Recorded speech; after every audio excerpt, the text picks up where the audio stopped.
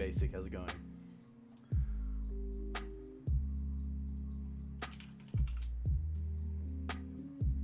Hey, Refill Sheep. Welcome to the channel. Just currently setting up. I won't be a second. Only one copy. Interesting.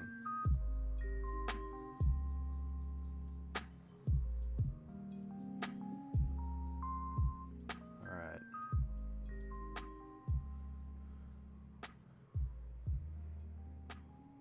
Hey, that's very cool. That is very cool to hear.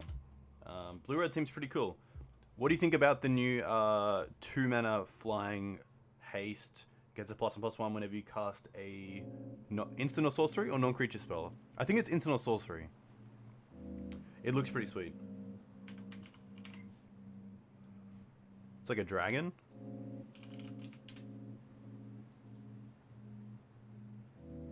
Worst version of Pyro. Interesting.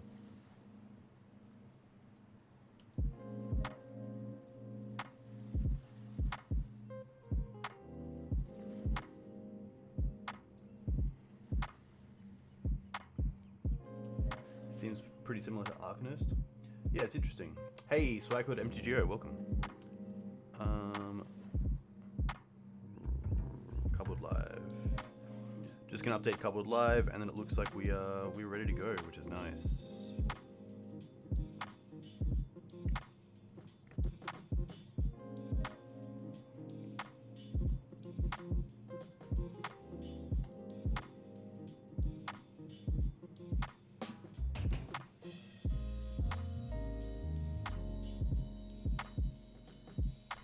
Yeah, Pyromancer is pretty sweet as well because it actually gives you the option to go a lot wider than a deck with just this new card in it, which is nice.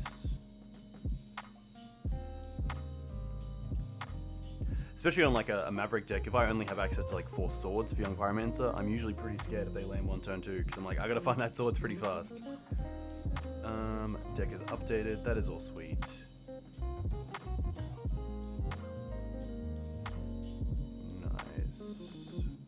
Turn the music down a little bit. This looks good to go.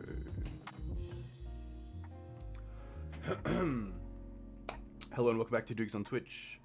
Back today with a deck list from Matthew Vook and Jono Yanik playing BANT Depths. So this list is pretty interesting, a little bit different to what Jono's been on. For those of you who don't know, Jono Yanik is Dreadnought 33 in chat, who's been doing really well with BANT Maverick Depths, a deck that still has the Green Sun Zenith package of a Maverick shell, but then also has the Dark Depths combo, and ways to find it through crop rotation, a playset of Elvish Reclaimer, and a few other cards, which looks really good. This version is a little bit interesting. It's a little bit more towards the Loam version of this sort of deck than Maverick itself. Of course, playing 2 life in the Loams, 2 Sylvan Libraries are really nice right now. The Okos, I mean, you just can't play a deck without Oko these days. Let's be honest. The sideboard's going to be pretty interesting. Ashiok's a really nice card that I like because let's get up this little thing. I think this is better. Usually a bit bigger as well. Yeah, nice. Okay. So Ashiok is pretty sweet, especially in the Loam matchups where we can exile their graveyard, we can put more lands into ours, we can stop them from searching. Hey, Try Hard Wrong, welcome. So Ashiok seems pretty sweet. Pretty difficult to get off the board unless you're attacking with a big creature. I've definitely seen a few people just play Ashiok and pass and not even tick it down to 4, just to make sure it can stick around the following turn. But the big part is the target player puts the top 4 cards of their library into their graveyard, and then you exile each opponent's library. So you can target yourself, put more cards in the bin, and then exile your opponent's library, which is nice. It doesn't always have to be your opponent, which is very cool. Leyline as the premier graveyard hate right now. I still really like Leyline over other answers in Fairy Macabre and Surgical because Leyline turns off the resource of the graveyard for your opponent until they find an answer. and usually by the time they find an answer, you already have a board presence set up that's going to overwhelm them. So Leyland not only buys you time from turn 0, but also stops your opponent from winning most of the time from turn 0. Usually you can, most opponents find an answer within the first 4 turns, but apologies. Loam can usually have a pretty dominating board state before then. Going with a split, oh, this is in my collection. Why was that showing that? Force of Vigor. I really like Force of Vigor against the Chalice decks, the Blood Moon decks. I don't think this deck really cares about Chalice, but in general, it's really nice to have Force in the deck as a way to interact even if we're tapped out. Force has been really good for me in Maverick and BANT lists, and I really like it in this list as well. We have a lot of green, so we have a lot of blue cards, so it's not like we're going to have run out of... I don't think we'll ever have the Force in hand and not have a green card, touch wood. So Force is really nice, especially if we can 2 for 2 our opponent.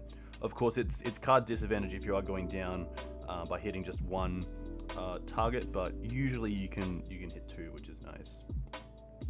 Knight of Autumn is really nice. Show and Tell has been showing up a lot recently, so having something that comes into play and deals with omniscience is nice.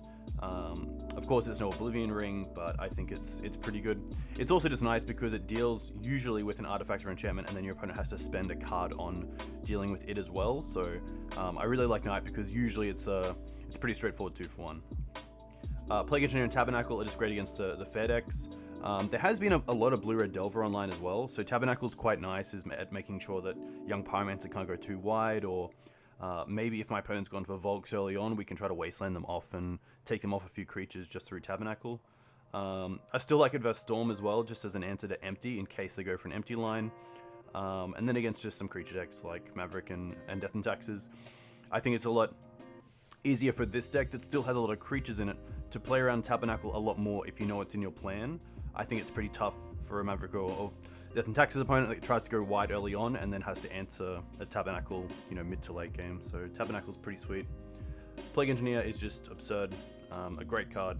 We can get it out as early as turn 2. I could say 1, but I don't think we're going to go double Mox into a land into Plague Engineer in any other games. Thalia and Dovin's Veto are mainly for the combo matchups. Dovin's Veto is nice because it can also hit things like Planeswalkers, enchantments. So I do like Dovin's Veto over something like Flusterstorm, but it'll be interesting to see how it goes. This deck has a little bit higher curve than usual with Titania, which is very cool. I do like that even though there is an uptick in Karakas decks, it's really nice that both of our legendaries have ETB triggers. So if our opponent does deal with them through Karakas, we are just going to get extra value off them as we play them. So that's pretty nice as well. The mana actually looks really nice for this sort of deck, playing 2 jewels of each color, 4 Windswept Heath, 2 Misty, and then 1 of each basic. We're playing Tranquil Thicket to get back things like Life and Loam and Instant Speed, Waterlogged Grove and Horizon Canopy just to cycle into hopefully more spells. Playing 1 copy of the Dark Depths and Thespian stage combo, a Bojuka Bog, a Karakas, and a Blast Zone. Blast Zone's pretty nice as well because I can see this deck maybe having a little bit of an issue against go wide decks. So having Blast Zone to hopefully deal with 2 or more creatures would be really nice. So we'll see how that goes. One really interesting thing as well is that Blast Zone comes into play with a counter on it. So you can't actually deal with things like Young Pyromancer tokens, but Thespian stage can copy Blast Zone, which makes it a Blast Zone with no counters on it. So you do have a way in the main deck to deal with a lot of little threats in tokens, but I'm going to assume that if you're doing this, you're probably better off just going for the Dark Depths combo and just winning that way instead of just trying to put off not losing. But that is pretty much the deck. The deck looks really interesting. We'll see how it goes. I was going to make some changes, but I think it's worth just playing this deck, seeing how it goes for a league, and then maybe looking at what we lost to, what we won against, and where we can maybe make some changes to maybe like the combo matchup. Or if I'm going to say the creature matchup's going to be pretty good, especially with Oko, Four Swords main deck, Plague Engineer, Tabernacle sideboard. But yeah, this should be a really interesting league. So a huge thank you to Matthew, Vook, and Jono Yanik for putting together the list. We'll see how it runs in a Legacy League. Is there a prelim on today? It's in Rough. It's at 12 a.m. my time. Can't forget my coffee as well. That's good. That's really nice. I hope everyone in chat is well. I know it's pretty trying time right now with the virus around, but I hope you're all safe. Hope your family's safe. Hope your friends are safe. Hope you've been getting a little bit of magic in, either through webcam or MTGO. Just a small morning prelim with some major heavy MTGO hitters. I had to take my dog out. I missed the deck tech. Gavin, I'm just happy that you got a dog. My girlfriend and I really want a dog, especially now. We want to try to foster one while we are working from home. Mad lame guy. So a dog seems really cool. This is kind of just a dirtily hand. It's got the mana for both of these on turn 3. We also have 2 Wastelands to interact with and a Karakas, but I probably want, looking at the list, we probably want to start with Mox Diamond, and then probably something like Loam or Sylvan Library.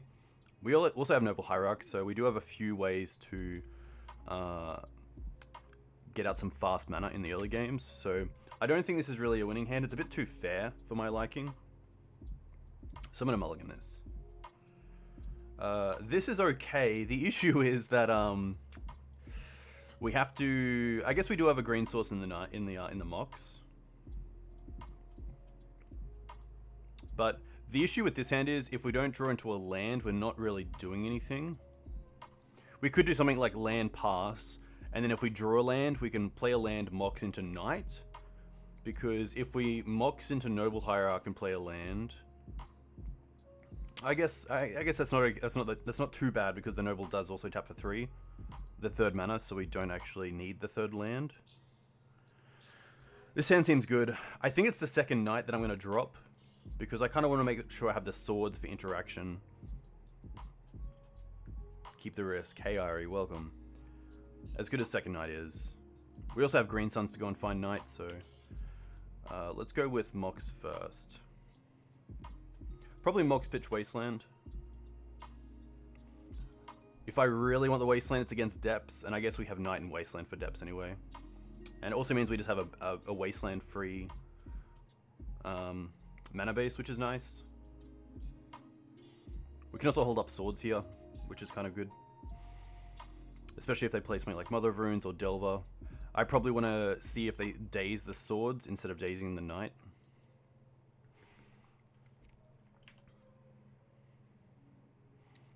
Polluted Delta. Ponder, okay. So pretty nice for us. So one thing I have to look out for is that my opponent could be on a Bolt deck, and this Knight next turn's only coming down as a 3/3 unless we draw a fetch land here. Haha, always works.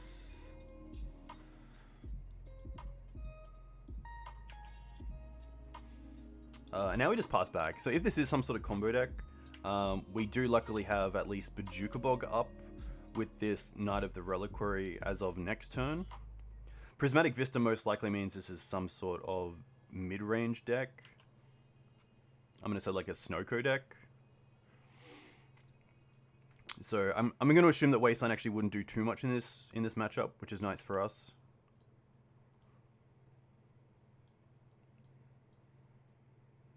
Show and Tell? Swords. That's going to be fine.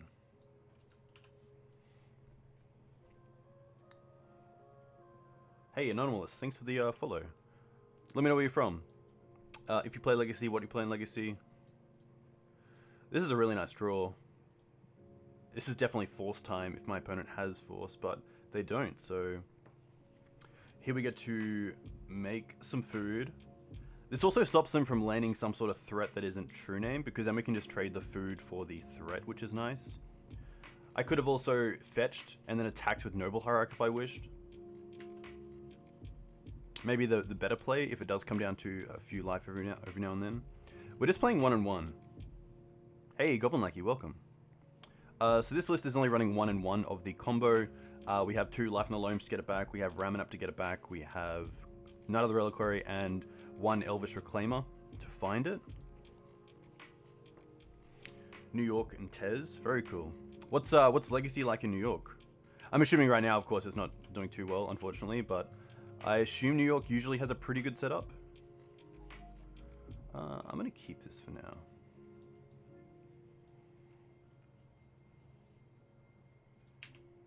They could have an Ice Fang here, but I'm okay with that. If they don't have an Ice Fang, we're attacking for 4, which is nice. You missed your Legacy FNMs? Yeah. Masks are mandatory, but no one wears them. Yeah, it's tough. It feels like it's a time of misinformation for a lot of parts of the world, which definitely sucks because it's obviously a pretty important time as well.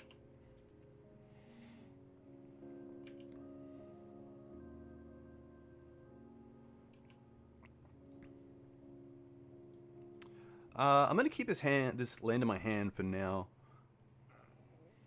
I guess I could play it. I kind of want to play it. I think it's doing more in my hand as an unknown for my opponent than it's just a land on the field. It looks like someone took an axe to your shoulder. That might be my my setup, unfortunately. Yeah, it is. Haha, classic.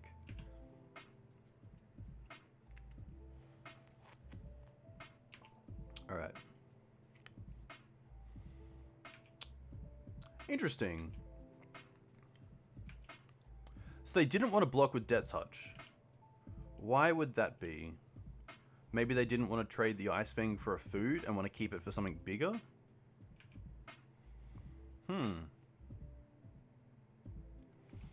Because even now, if they tap out for Oko, we can Swords the Ice Fang, and then no matter what, swing at the Oko for 6 because of the Mox Diamond or the Noble Hierarch. What draws you to BANT depths over the bug build Bob Huang has been playing? I would say that the bug depths is a lot more all-in on the combo to win the game. You kind of have to win the game with the 2020. I don't think it was playing Uro or Oko, but at least I feel like this deck runs like a mid-range deck that has the combo finish if you really want it in Dark Depths, which is what I really like. So it kind of plays out like Maverick or like a Loam deck. But then if you really need to win, you hopefully can, over 2 or 3 turns, put together the combo. Ooh, Teferi. Interesting. That's fine. Could have Swords in response, but I think this is okay. They're going to tick down on this. That's going to be fine, because next turn we can see if we can Swords the Ice Fang. And if it gets countered, we can... Well, let's see first. Stage. Interesting.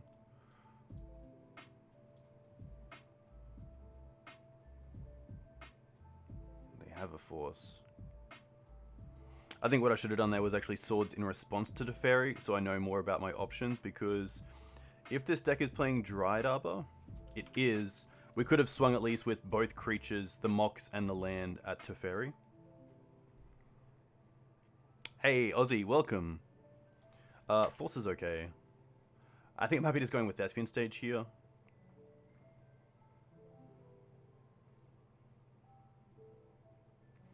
Just in case we just naturally draw Dark Depths next turn.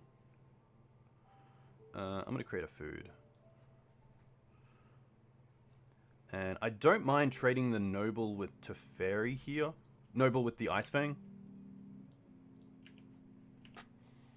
Seeing that we're already on our mana, I'm pretty happy for this.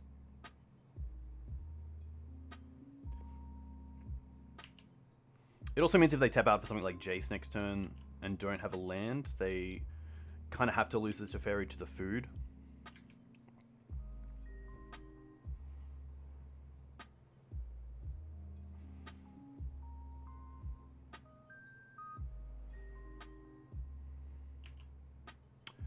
That's a good question.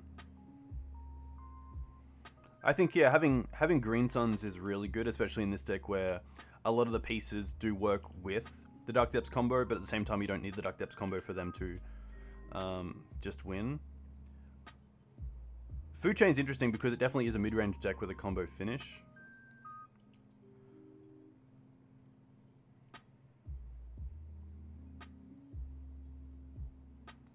I can fetch an Arbor.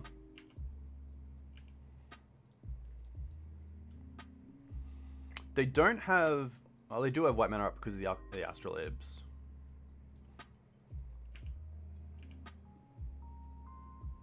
Knight's pretty nice.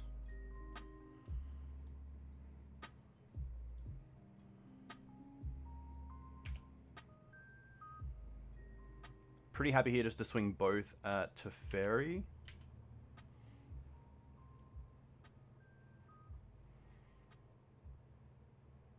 I guess they could have Ice Fang and Swords to Plowshares, but otherwise it's not the worst. And getting the Teferi down as low as possible is nice. Just taking them off 1 extra bounce is probably where I want to be.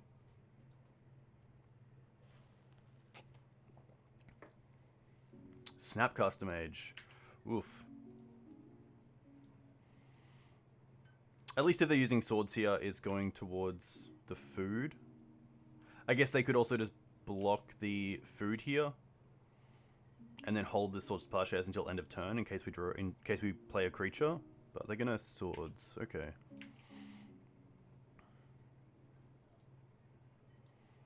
This is fine. Land. Knight.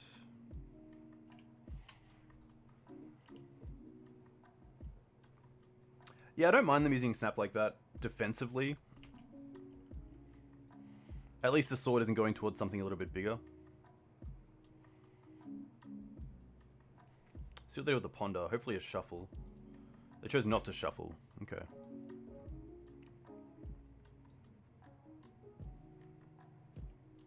Uro is pretty nice.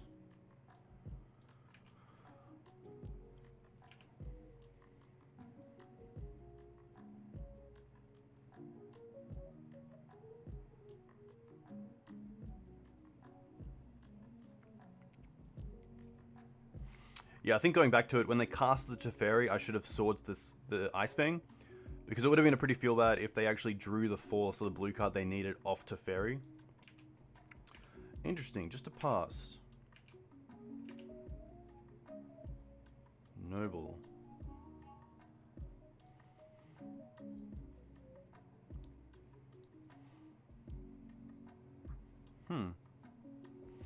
So I do have the option here of just going for Mox. Make it a 3/3 and attack Teferi and still have mana open for Dark Depths.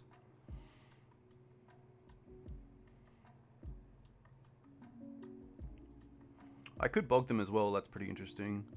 They do just have this. This is why I hate Astrolabe, because even though they have black or black-green up, they could have Ice Fang up. I think, yeah, going for at least trying to kill Teferi is great. And then we can hold up bog if we need to.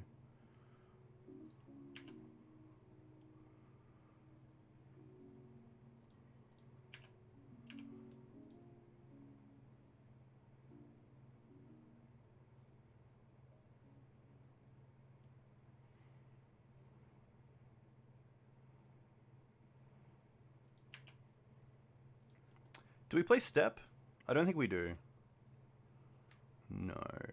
That's fine.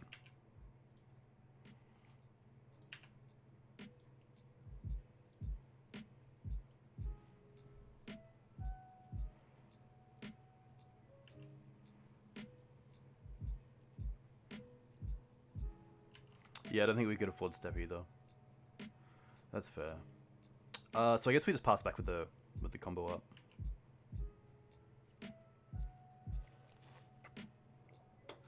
The Uro is threatening.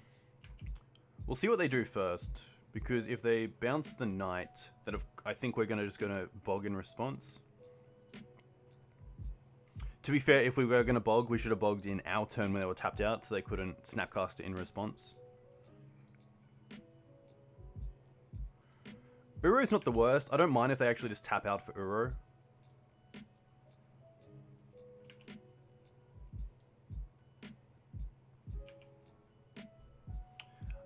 The only issue that I have with Dark Depths here is that if they go Teferi bounce on Knight and then play Oko and then 3/3 the Dark Depths, don't really get anywhere. If we go for the Dark Depths, we kind of go all into it. Looks like they're fetching.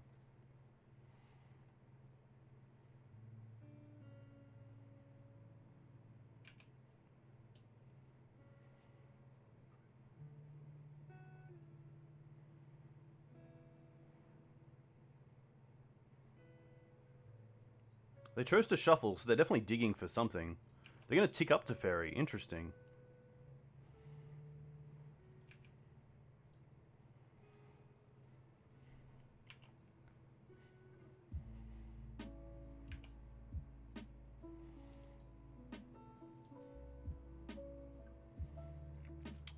Probably just fetch for a Savannah.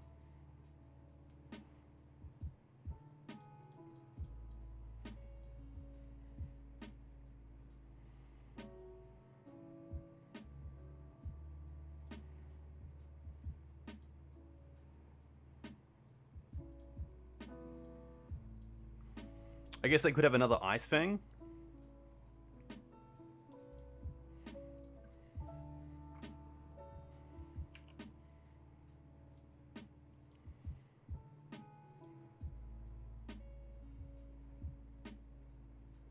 Swords on Knight. That looks like just snap swords then, perhaps?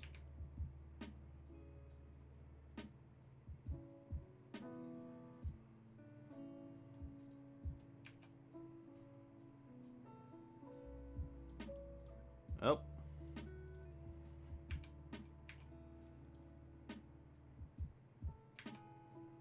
Rough.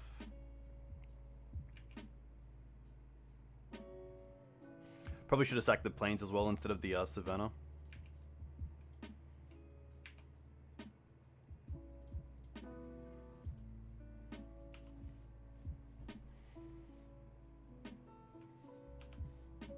Just so we could at least play out the Hierarch. And then if we draw into a land, we can cast the Ramunap as well.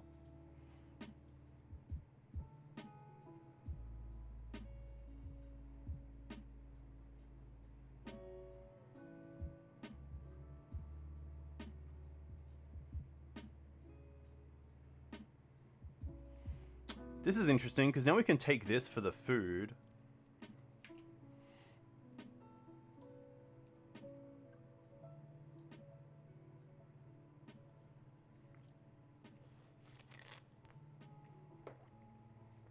I can't take Uro. Ah, of course, it's only power 3 or less creatures. Okay, that makes sense.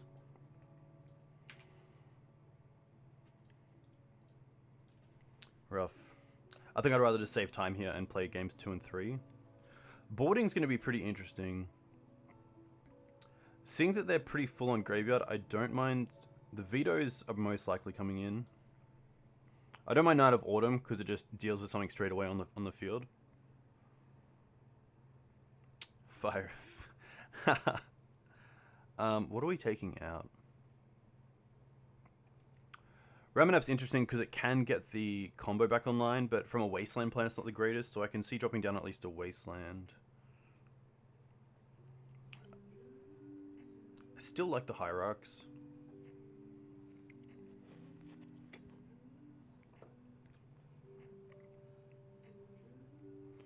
Loam's interesting. I think I'd rather cut a Loam than the Ramunap, just because it's at least a threat as well. Green Suns is always interesting. There's not really a creature that we're going for straight away, so I don't mind dropping a Green Suns.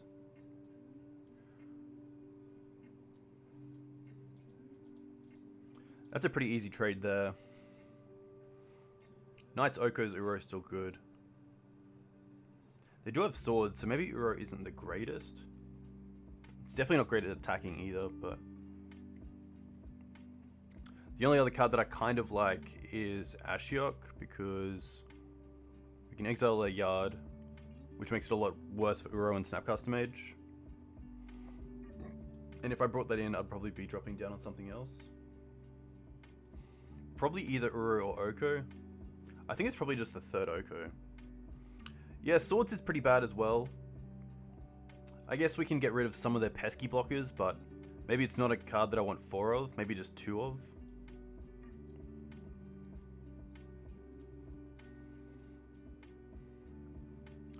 Force is interesting, especially if we can hit their mana. It's just annoying because the Astrolabes draw a card, of course, straight away. Wonder if they play like Sylvan Library. That'd be interesting. Actually, Thalia is not too bad, especially on the play. Even just as a card to try to...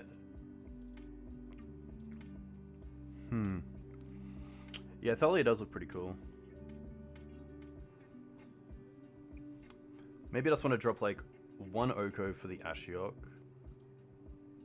And then just keep in one swords. Titania is maybe a little bit too high up. Lily of the Veil. I'm going to go with this. We'll see how this goes.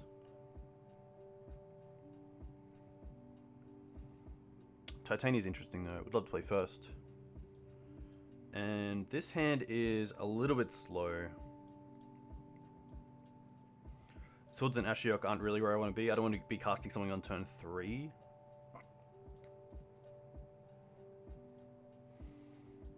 This is okay. I might drop the Qasali Pridemage, and then we can play Knight turn 2 off a Dryad Arbor or hold up Dovin's Veto. So we'll get a Savannah off this.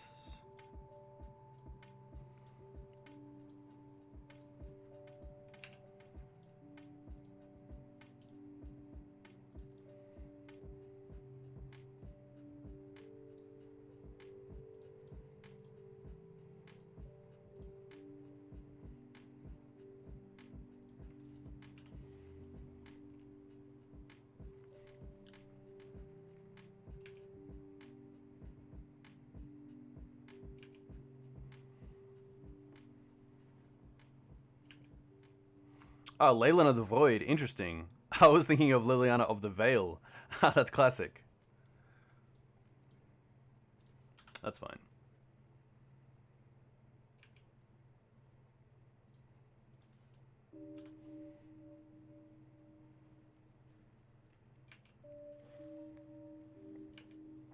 Now we really need to draw our third land.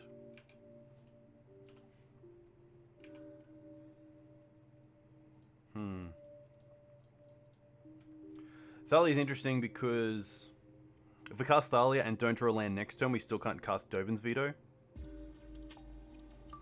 I still think Thalia is doing a lot more at pressuring my opponent than pressuring us, at least. Snowby Spell Snare. Brainstorm, okay.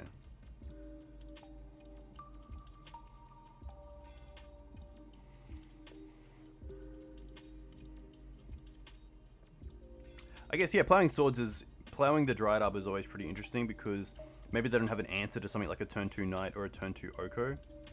So at least swordsing the mana accelerant buys them some time. And it also might be that we had 2 Green Suns there to make our second mana source. So there probably are a few times where you might swords a Dryad Arbor and then your opponent untaps and doesn't even play a land for turn. Very unusually, but could definitely happen.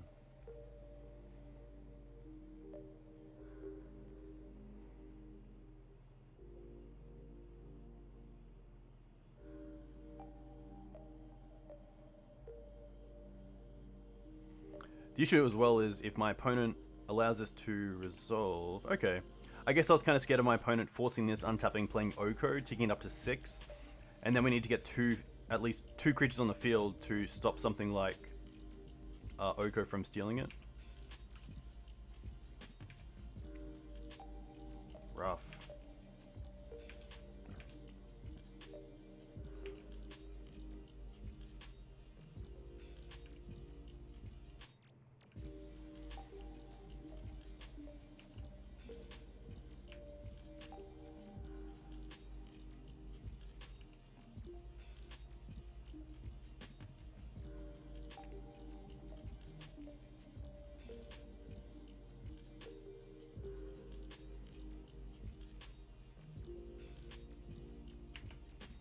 Teferi's pretty good.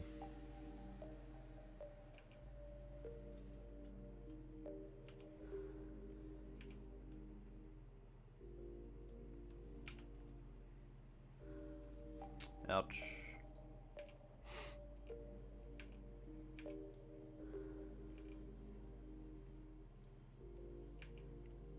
Yeah, we can't even veto with the... I should have played the Thalia there because I thought we could play the veto through the Teferi. But of course we cannot. So Veto is now dead. There's no point there not to play the Teferi. Yeah. Rough.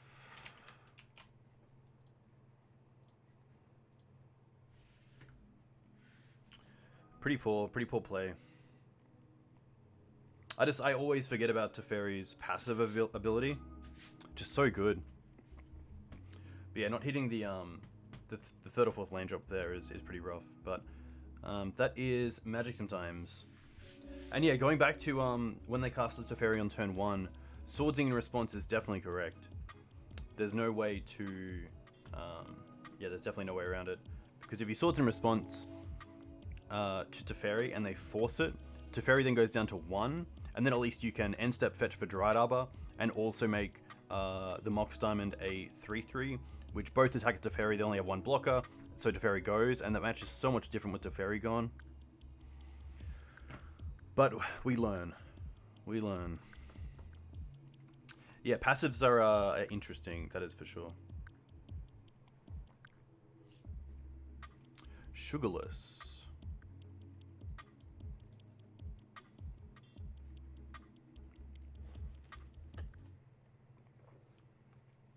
Interesting, how diplomatic.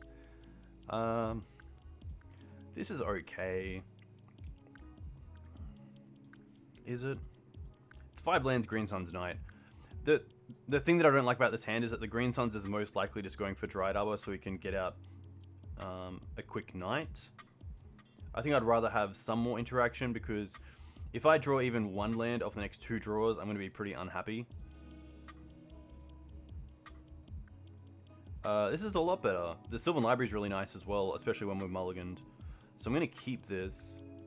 And I think it's the tracker that I'm going to bottom, because at least we can find it with Green Suns. Everything else kind of has its place.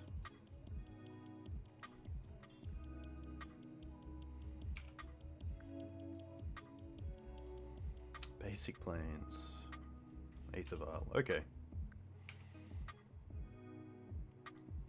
So here we probably just want to go for basic Forest into Dryad Arbor.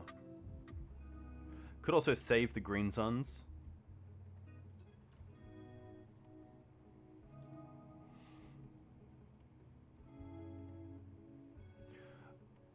So maybe I want to save the Green Suns for something like Qasali Pridemage for the Aether Vial. If we lead on Windswept Heath, we can't get Wastelanded, and we can also hold up swords. But if they play Thalia, then we can't swords in response, and that means we also can't play the Sylvan Library the following turn. If we lead with Karakas, they probably can just Wasteland or port us, which puts us back to square 1 as well. Yeah, Green Suns obviously gets less and less good with Thalia out as well. I guess Green Suns plays a little bit around Thalia, so... let's go for Forest into Green Suns for Dryad Arbor.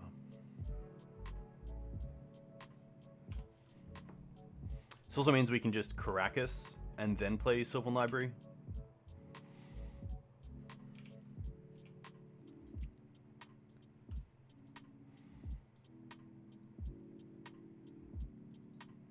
Alright, so it is Thalia. Okay. Well, that's not too bad.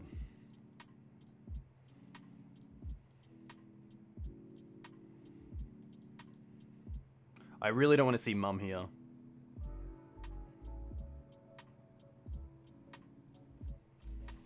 But at least the Oko's a really nice answer for the Vial. Answer. Okay, no Mum. No Mum's pretty nice.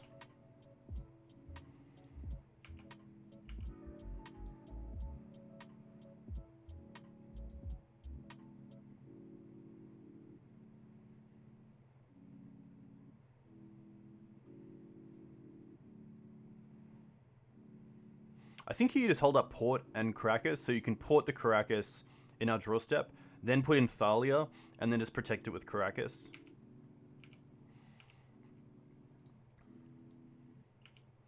This also means that... oh, Wasteland's not the worst. Ooh. Well...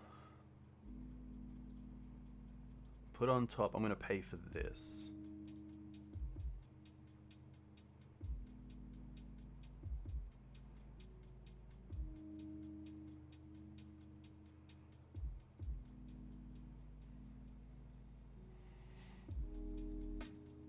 Tap down my Forest. Float a mana.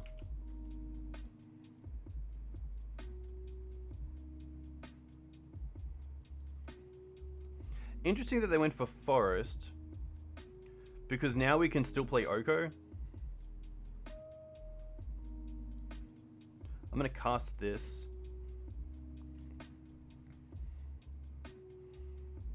Pitch the Wasteland. Play a land. Fetch for a trop. Hit the Vial and then hold up Karakas for Thalia.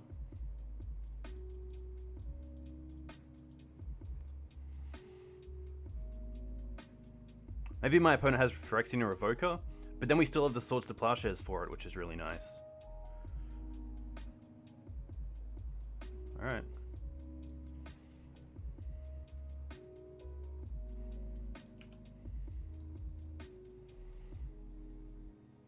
That's fine. This is fine.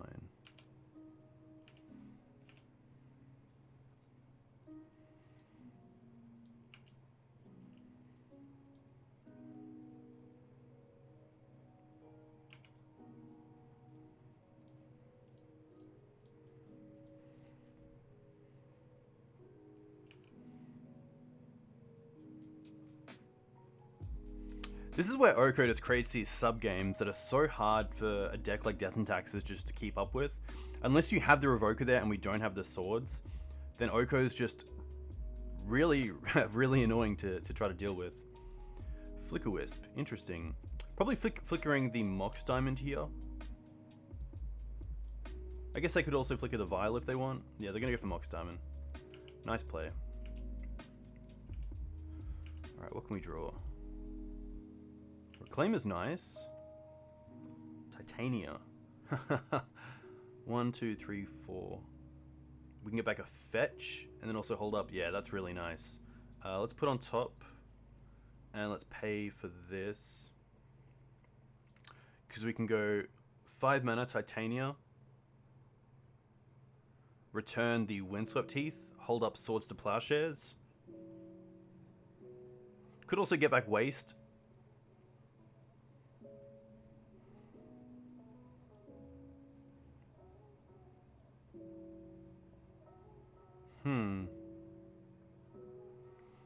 Yeah, I guess I don't really mind if they Karakas Titania, because then we just get an extra ETB. So we're definitely paying for this. Play this. Play Titania. Get back the Windswept Heath. Crack this.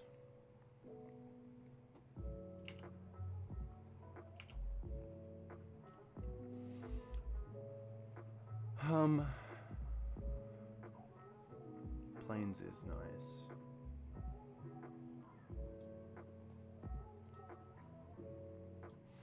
I don't mind just create a food.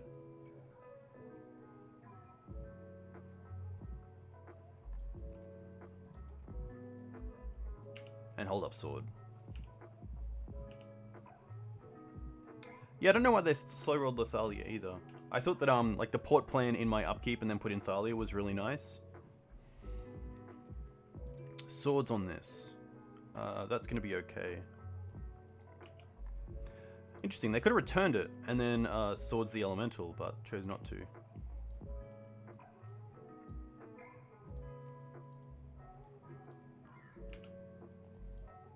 Block here. I don't have to swords the Flicker Wisp here.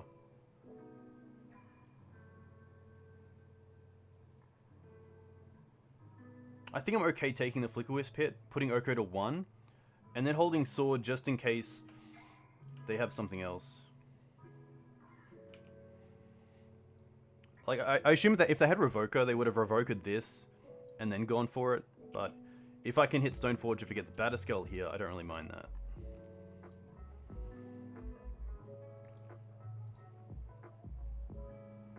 We also have a few ways to deal with Batterskull, so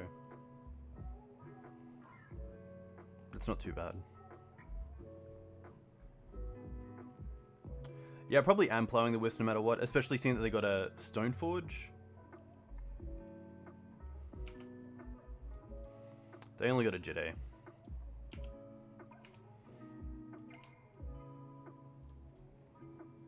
Perfect.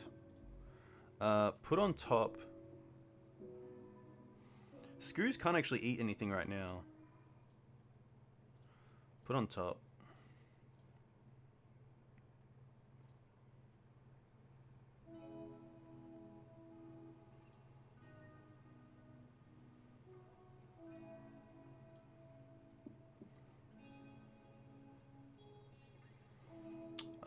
I'm just going to loan back twice. Take them off their... Yeah. Take them off their second white. Play Qasali. Ah.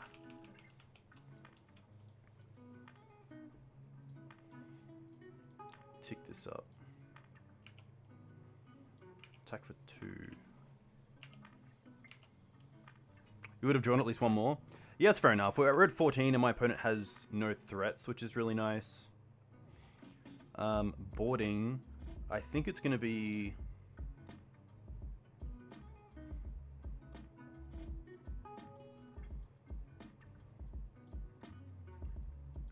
Probably these. Uro can be nice. Scavenging Ooze sometimes just isn't as great as it can be. Maybe Screws is worse than Uro. Rest in Peace is probably the card that I have to worry about the most. I definitely like Force, Knight, Engineer, Tabernacle, and Tabernacle can switch for the Bojuka Bog.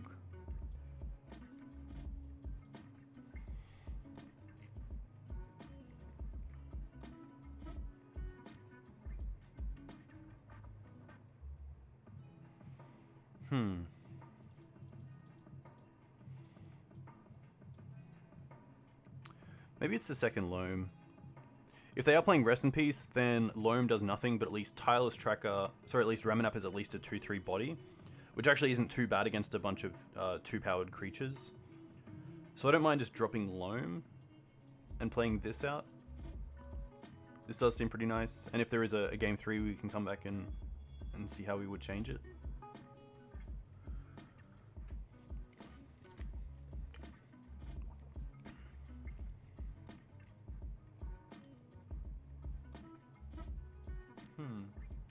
This is a mulligan. I still like Library, especially because I think that's probably the best card in the matchup. I think Library is so good against Death and Taxes. Especially if we have a Mox Diamond start. And usually if the game goes long, I really want to see Library in some capacity. This is fine. This is a great hand. Library also allows us to get back a little bit from mulligan decisions.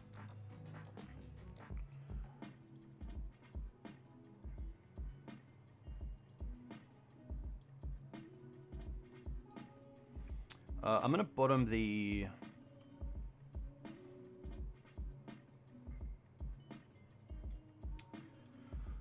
I kind of want all of these. I want a black source. I want a second white source outside of just Noble Hierarch. Maybe it is the Canopy, because at least most of my white sources I can find later on. I'm definitely leading on Forest Noble. And then if that resolves next turn, I might even Wasteland and Sylvan Library, but I think we'll probably just go land, Sylvan Library, hopefully a fetch land.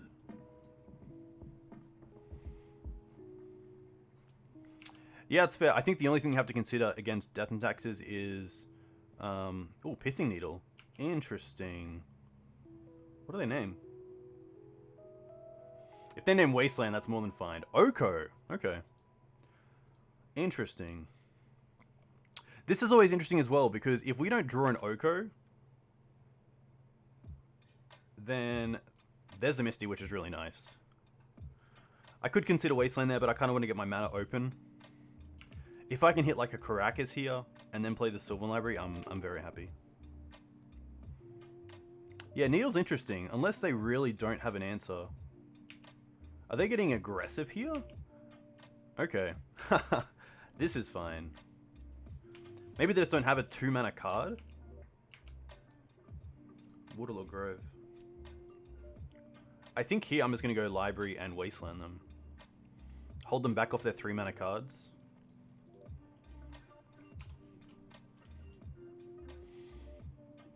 Hey, JP Tez, thanks for the follow. Let me know where you're from. If you play Legacy, what do you play in Legacy? Tomic's fine. A little bit late to the party. Wasteland does nothing. The Mox is interesting. I'm going to pay for this, and I'm going to pay for the Mox. And then I'm going to play Misty, cast the Mox, pitch the Bayou, play a Knight, and then we can fetch away that Wasteland. Yeah, Tomic's interesting. I guess it's not the worst against... There are a few Wasteland decks online. It's also a pretty good body. Not doing too much here, but...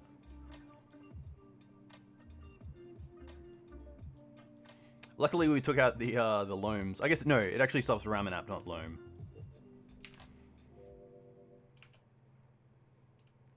Yeah, it's an interesting card. That's for sure.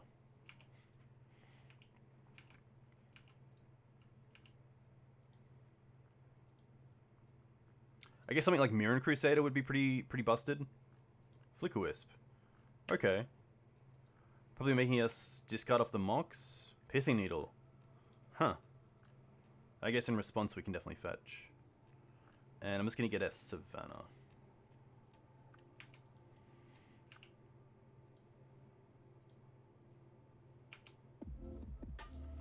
I guess if they name Knight, we do have to find an answer to these flyers, or else we're just going to lose in the air.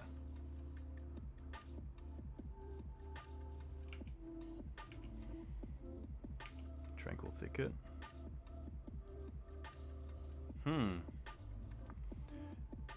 Green Suns is interesting. I guess we can still Green Suns for Uro to buy some time. We don't have a great card otherwise.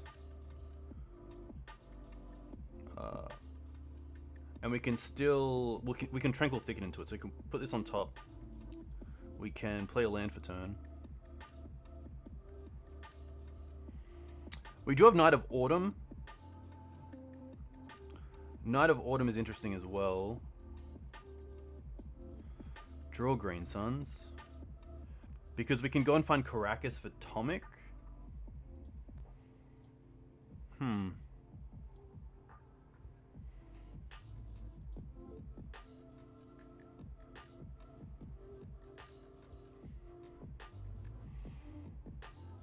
Uro we can actually cast next turn as well.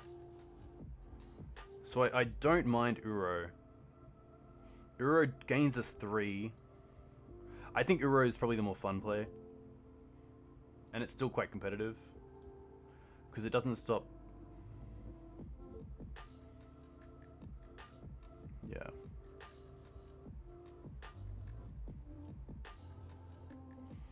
We're definitely green sunning for 3. I think it just is Uro. Because then we can put the land into play as well. We can still swing with Knight. We gain 3, go to 10. We'll draw a card first. Swords. Nice. That's pretty good.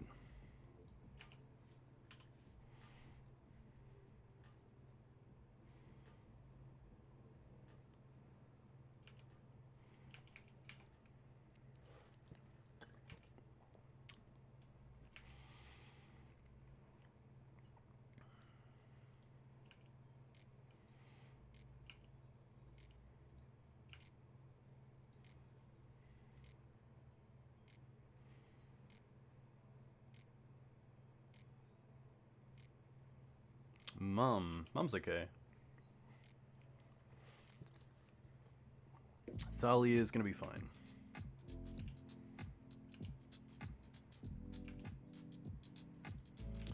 Tracker.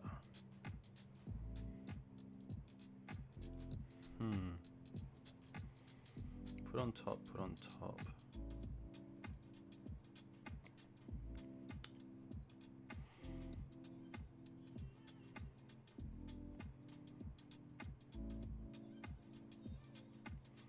So, if we Swords the Mum here,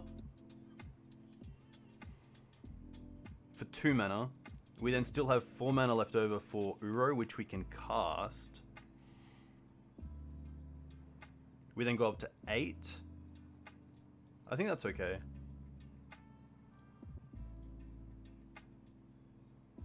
Go down to 4.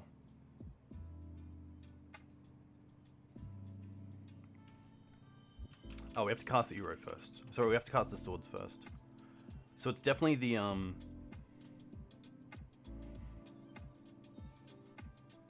So the other line is Green Suns for Night of Autumn, which actually costs more due to the Thalia. So I think it is just Swords on Mum, green, green, blue, blue, Uro, 1, 2. Let's attack first. We can definitely attack first.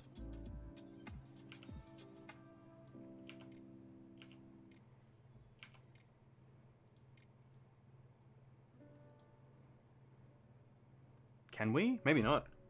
Can't attack because he has Karakas, yeah. Ah, rough. Yeah, because now I tap out. Haha, classic. We are dead on board. Is there a way out of this? There isn't. Yeah, unfortunate. Rough. That is okay. Back on the play, which is nice. I'm just going to submit the same list.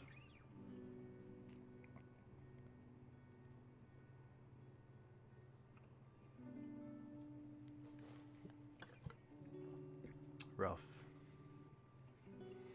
That's just stupid. That's just tunnel vision of, hey, I should use the most of my night now because of course there's going to be a 2/2 after.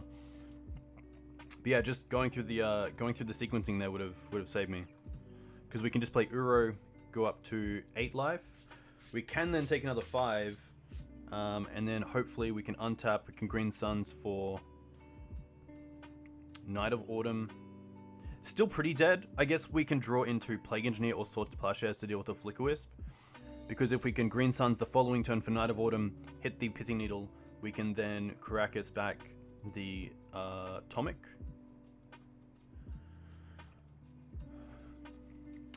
Script Range is interesting. I guess because this deck is a lot more on the Depths plans than the... Oh, this hand's really nice. We'll keep this. Than the other plan of just sort of a little bit... There's less creatures to actually be activated in this list. I'm going to bottom the tab.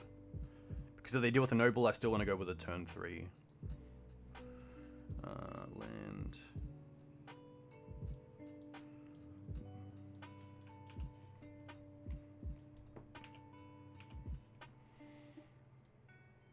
This is nice because Oko covers Aether Vial starts and Plague Engineer covers Mother of Runes.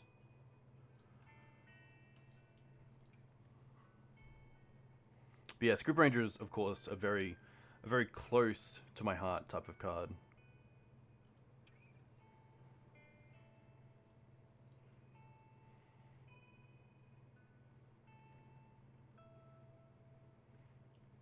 Just a pass. Interesting. Well, Oko looking pretty good here. Another Mox. I think I like the Horizon Canopy better. Because at least you can just draw a card next turn if we want.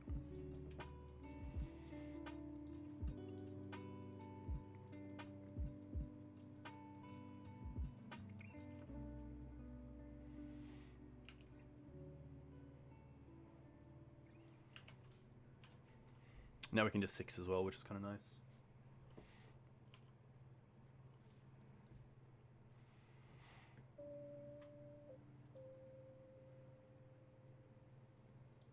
Tomic's fine.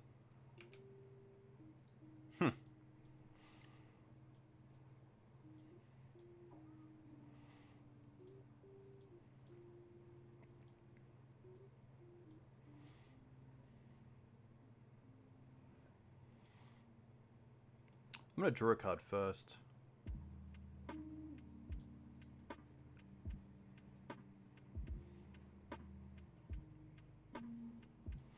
Tick Down's interesting, but if they have Karakas, they can Karakas the Tomic back to their hand and then replay it. I kind of want to draw a card first to see what we have on top. A Trop, okay. Well then, I don't mind playing the Trop.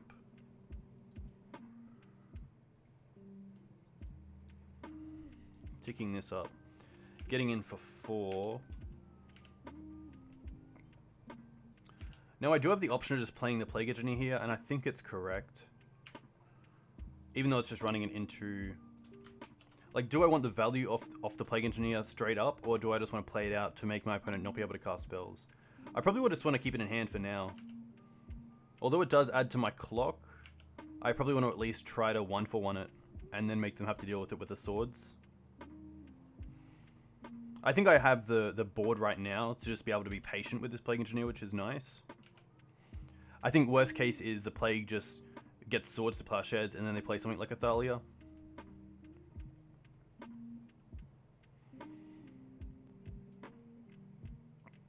I mean, as well, if they play like a Revoker, I probably want to name Horror with the Engineer just to start getting my Oko going again.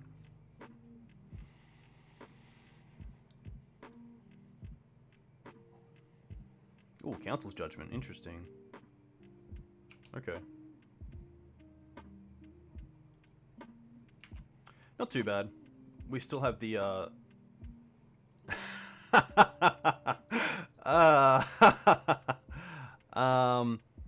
I think I just want to tick up on the Mox. And just attack for 6. And just be really aggressive here. Classic. Could have played a land there, but I kind of want to keep the Mox in case I need it as black mana.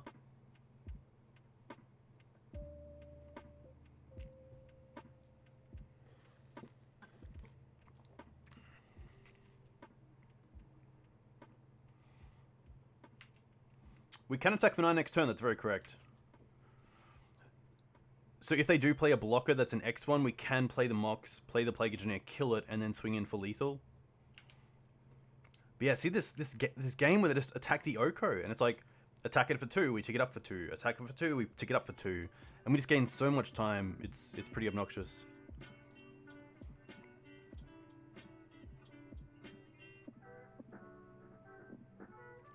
Luckily, Plague Engineer doesn't do it here. Sorry, our Palace Jailer doesn't do it because they can take a 3-3, but then we can make the Noble Hierarch a 3-3 and swing with 2 threats. Recruiter. Okay, interesting. Well, now we do have this line of just Mox Diamond on human and attack for 9. I mean, even if they get a Mother of Runes here. Please don't get Mum. If they tab out for Mum, then it's just so much better because then they can't have Swords to Plowshares. Revoker, interesting. Swords, alright. Cast this. Pitch Dark Depths. Play Engineer.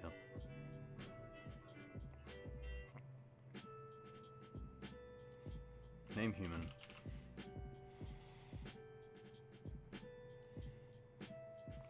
Tick up on Noble.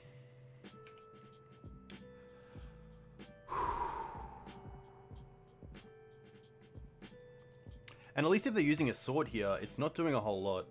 It's dealing with a 3-3. It's not dealing with a knight or a Plague Engineer.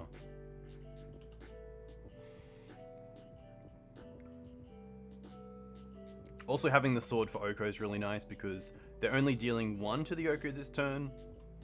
It's just not looking like a good position for D&T.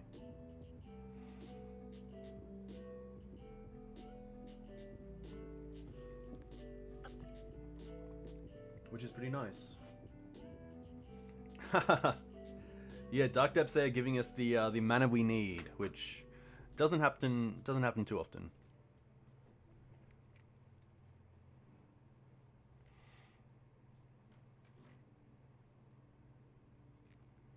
Trying to think of a way that my opponent could win, and I think it has to be something like Palace Jailer and Swords to Plowshares and another land.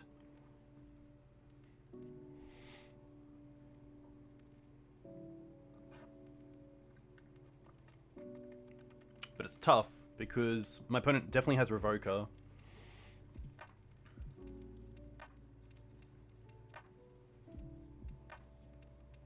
I'd laugh if that was a Thalia, and then they realize that they, of course, can't really cast it into a Cataclysm and Swords to Plowshares. Yeah, Cataclysm would be pretty sweet.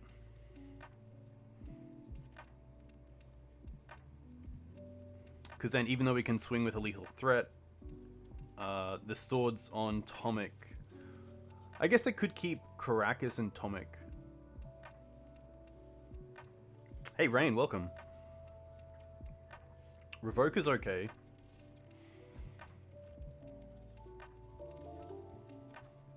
Hey, Geordie, 1996, welcome. 5 years older than me. Younger than me. Younger. Ratchet Bomb, interesting. Alright.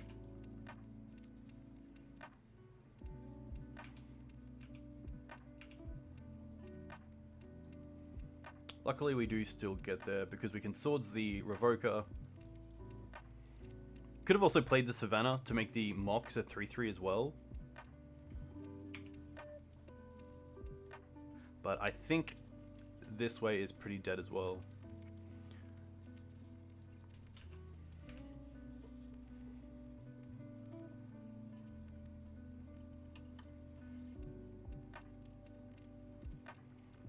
Unless they have another Swords to Plowshares.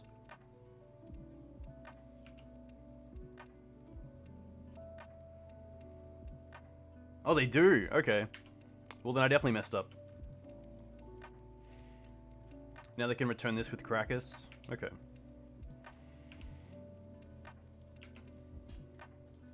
Play Savannah. Make a food. Yeah, not playing Engineer is interesting.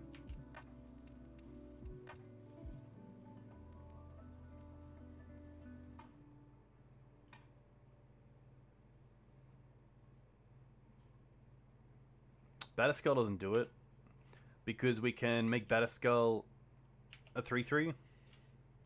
We can actually just exchange it for the... No, we can't exchange it.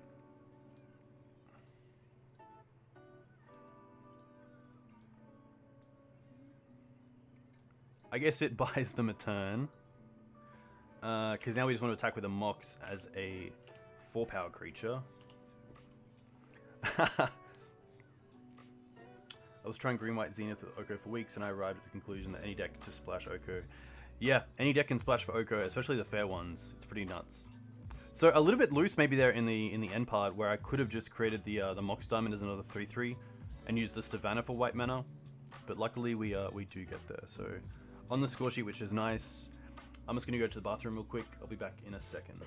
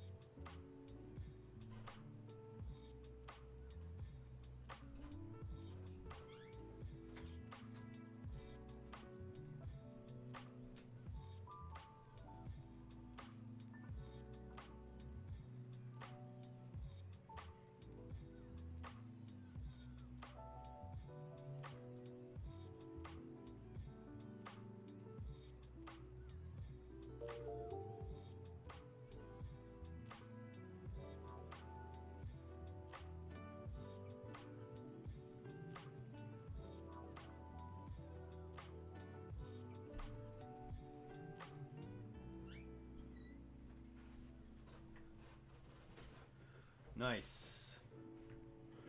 All right. Let's try to play a little bit cleaner. Because there are some loose lines in my play right now.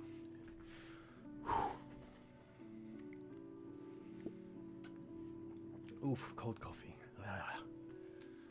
Oh. But yeah, deck seems pretty fun to play with. You can't play clean with Oko. Yeah, the Judgment and then draw the Oko is pretty hilarious.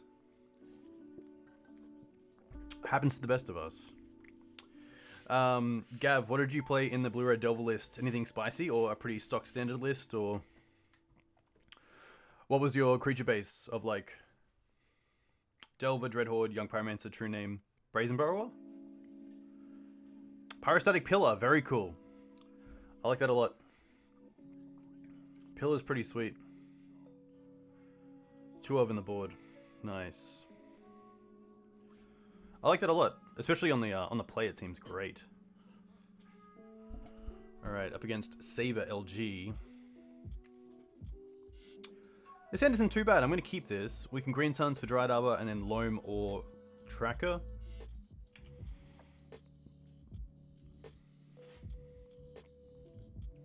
Volk Delver. Okay.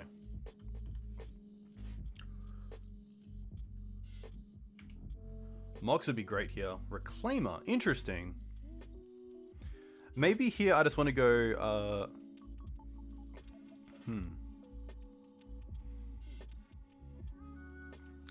I don't believe this deck plays Maze of Ith. It does not. So Swords is a nice clean answer to the Delver, but I wonder if I actually want to have a clean answer for Young Pyromancer, and if that's the card that I'm really scared of, because this deck can't handle decks that go wide too well.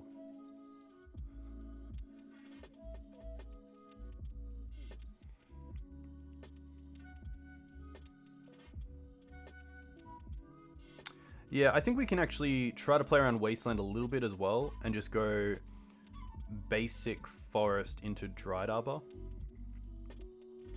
Or else we just lose to... I guess I don't want to be bolted and wastelanded. So although that leaves Horizon Canopy as my only white source, I think I'm okay with this. Forest.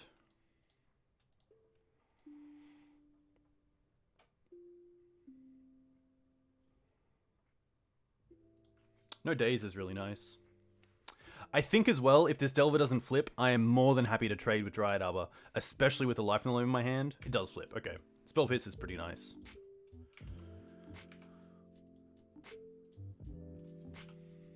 We're just gonna 6 here. Another Delver. Alright. Oh, Mox is quite nice. Cast Mox. Plays around Spell Pierce. Bin the Trop. Play a land. Swords 1 Insectile Aberration.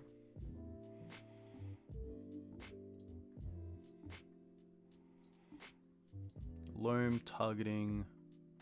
Probably just the Windswept Heath. I kind of want to get this Reclaimer as a 3-4 online.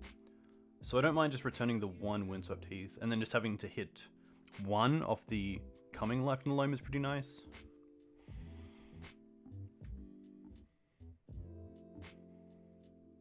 Alright.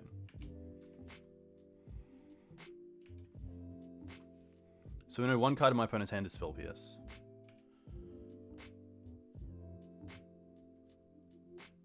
No flip is pretty nice for us. Now they have to deal with the Arbor if they want to attack.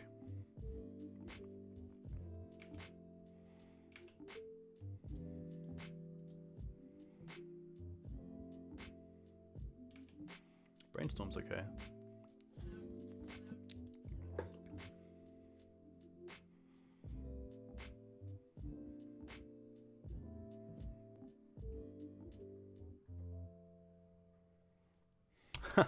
I would not call myself a Moto Pro, but I believe that the that MTG Goldfish actually just came out with an article recently on how to play on Moto for beginners, which looks really good. Definitely want a Loam here. Nice. Okay, that's pretty sweet. Let's go for Tireless Tracker first.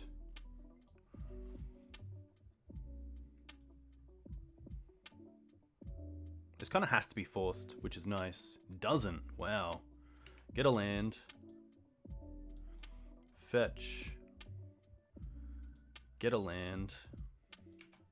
Trigger. Play this as a 3-4. Yeah, it's a really good piece that I hope you enjoy.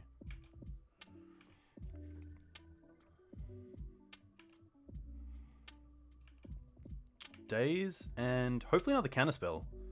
I guess Daze as well, yeah, that makes sense.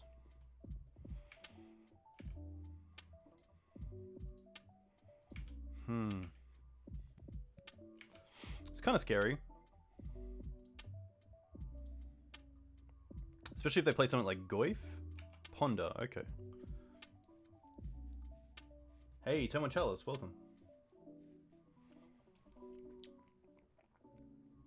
Chose to shuffle. Okay, that's pretty nice for us. But can we race? We really need to draw something that gains life.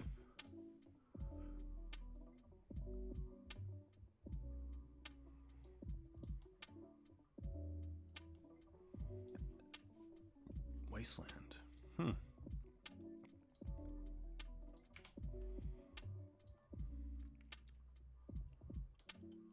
I don't mind waste here. See if they have the bolt. Okay. We know they have days. So I probably just want to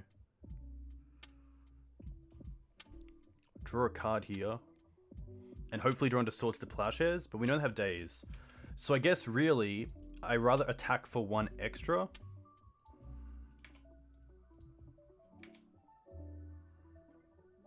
Bog.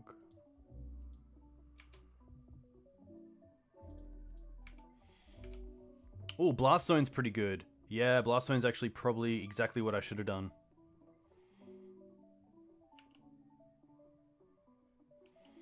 Yeah, Hold Up Blast Zone is a lot better there. Rough. Aussie man, you know your deck well. Yeah.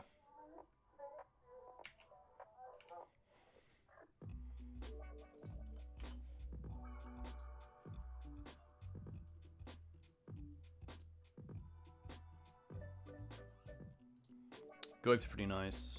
I guess we can draw Blast Zone. Dark Depths. Huh.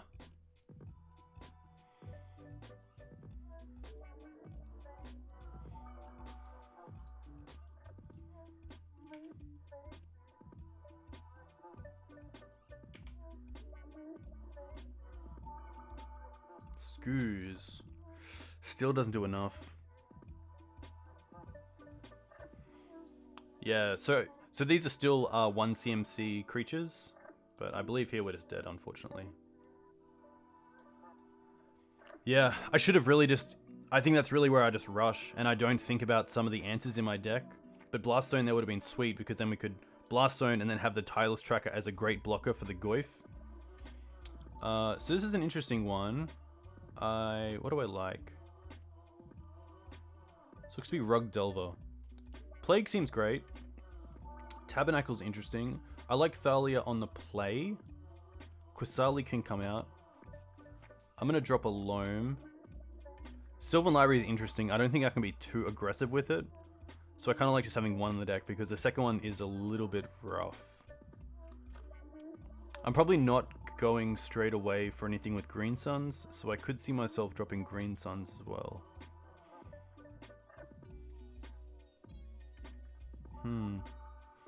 I don't think they play Young Pyromancer. They're probably just playing Delver, Goyf, Dreadhorde Arcanist, and maybe like Brazenborrower or True Name.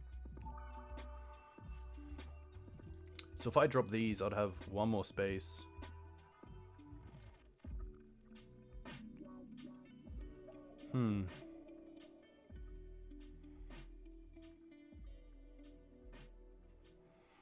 I guess if they have Sylvan Library, I do want one way to deal with it. I think Titania is just a little bit too big, maybe.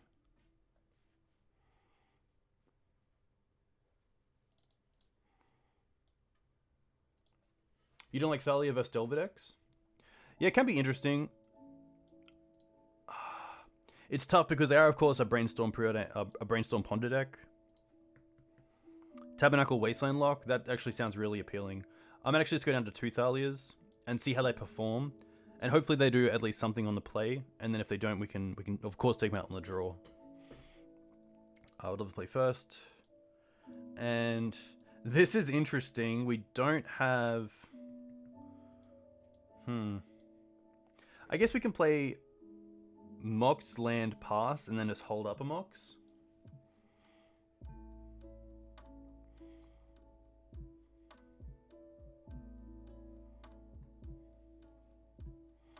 I think it's pretty good. I think it's the Bayou that we drop. And play the trop.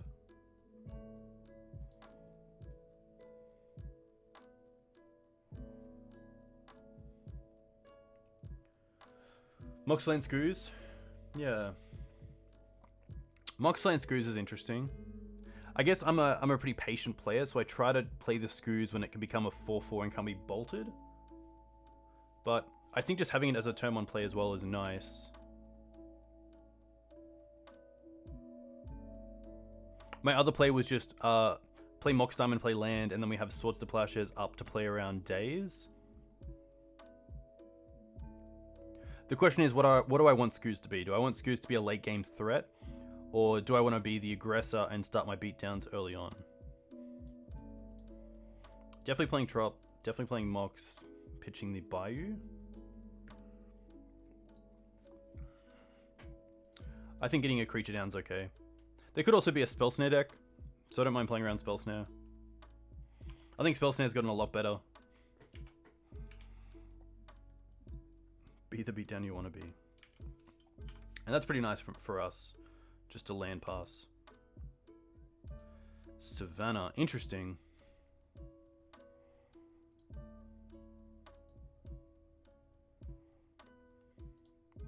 So the nice thing about casting the Mox here, instead of the land, is the knight becomes a 4/4 straight away, which plays around Bolt. But it doesn't play around days. So I'm definitely putting this Mox into play.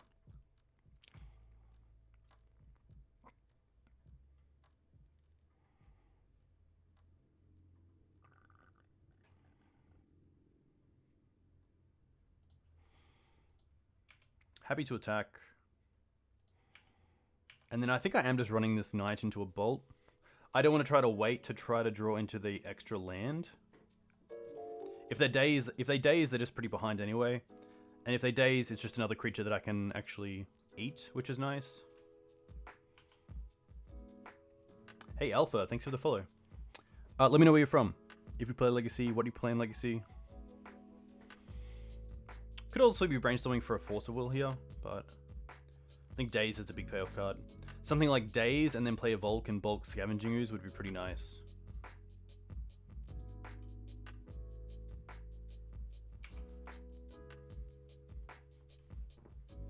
We're up against Rug Delver.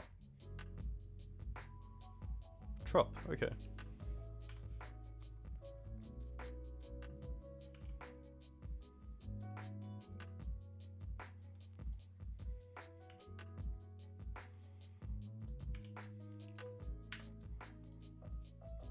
I actually like slowly going up to my opponent's cards as well. So I should be using my mana every turn. But I do like holding up swords to play around both Spell Pierce and Daze for next turn.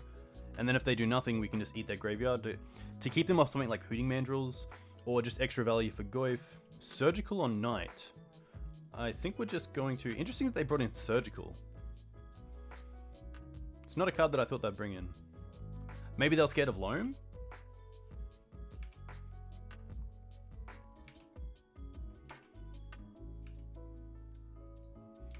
So they can't cast Hooting Mandrills yet. If they have a fetch land, they can. So if they fetch here, I should eat their bin.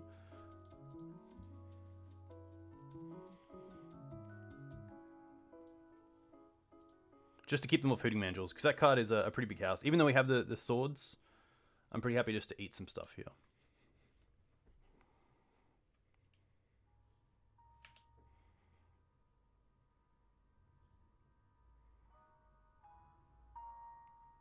Dreadhoard's fine.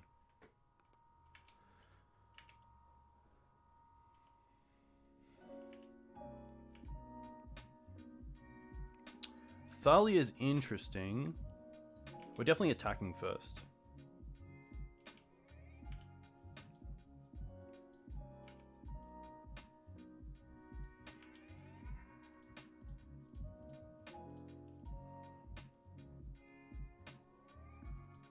Now I can Swords the Dreadhorde here. I guess what I'm scared of is Bolt Bolt. But while they're tapped out, I don't mind swordsing it. The issue is that maybe I want to keep the swords for something else, because right now with the Skoos, the Dreadhorde isn't an issue. So I don't mind just passing here and seeing what they do. It doesn't play around counter magic as well as it does on my turn when they're tapped out. But I think that's okay. Tarmogoyf, okay.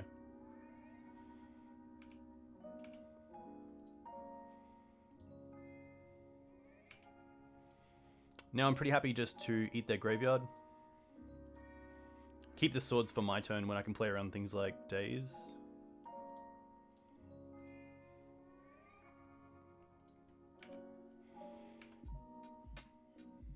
Loam. Interesting. Loam seems okay. Loam back Savannah. Play Savannah.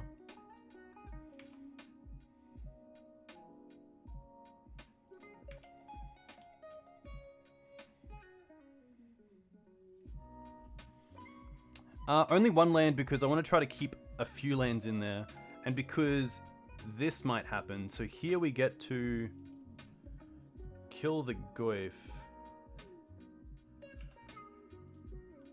So now we can eat the other land, which makes the Goyf a 1/2. And now we get to kill the Goyf. And now we get to eat the land. I guess now I can play around Bolt a little bit, which is nice. I think I'm happy keeping it up. Because if they play Bolt, I probably want to eat it before they Dreadhorde. But now we're in a pretty interesting position, because if they have Bolt, I can't Swords the Dreadhorde before attacks.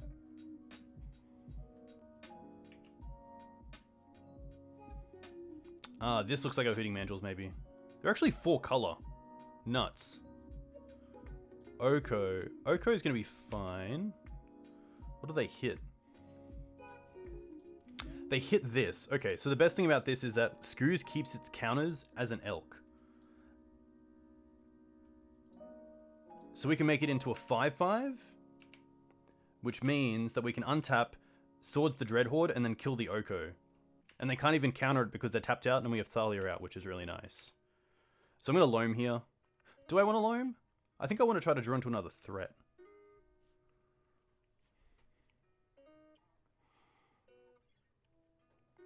I think I'm okay Loaming, because if we hit another land, we could take them off potentially green mana if we hit a Wasteland. Thespian stage, Forest. Alright. I guess we might as well Loam first. Get back both of these. Play stage. Swords this.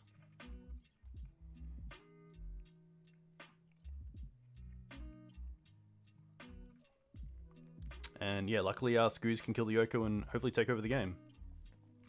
So they're actually on a lot more colors than I thought.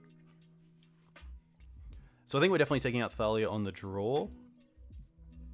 And then Ashiok's an interesting one. If they're playing Surgical, I probably don't want to bring in the second Loam.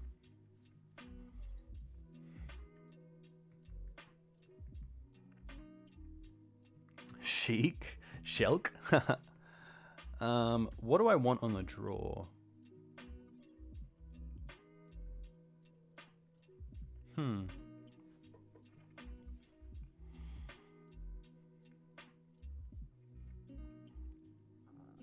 This is interesting. Hey Vook, if you're still there, what would you want?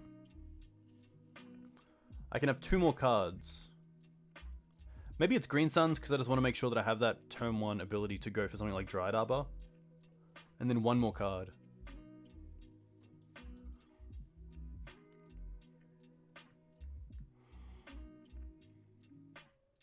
Maybe it's the second library.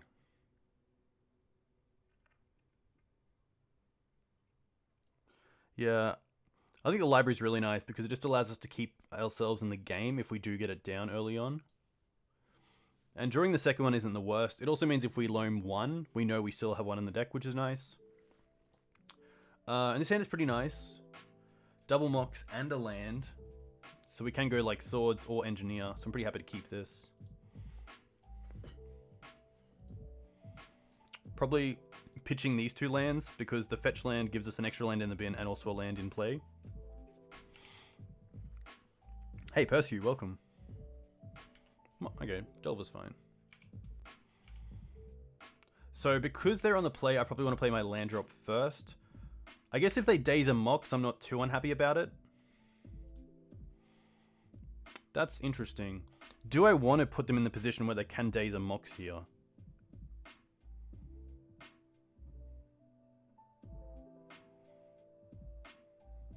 I think that's okay.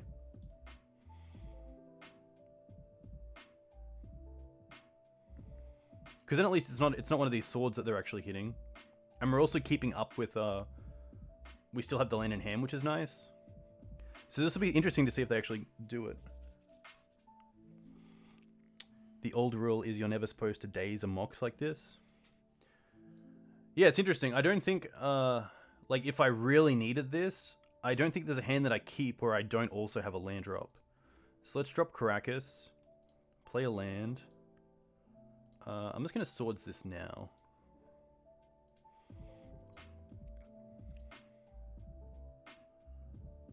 Now, do I want to play this Mox? Maybe I'm happy to keep this for now. Because I can play this on any turn. I think this is fine.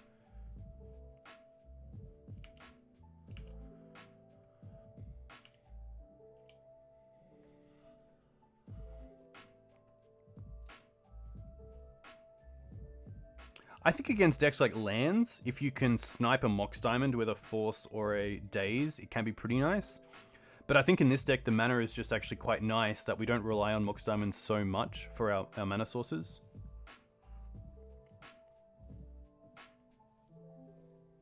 I think it's definitely worth trying to bait a Mox Diamond because, I mean, with this hand, we were more than fine with how the game was playing out.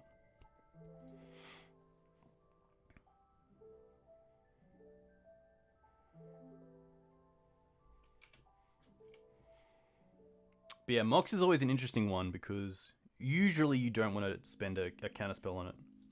Waterlogged Grove, interesting. Maybe I actually just want to play one of these draw lands and pass. And then draw a card. I don't mind that. And just wait on the engineer until we actually find what they cast.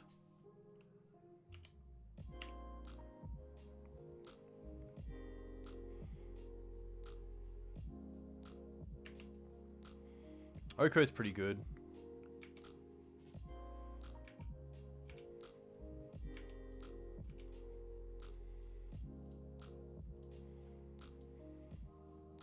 Sylvan Library, okay.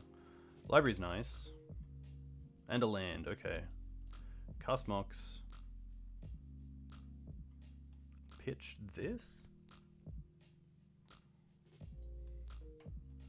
Play a land. Play library.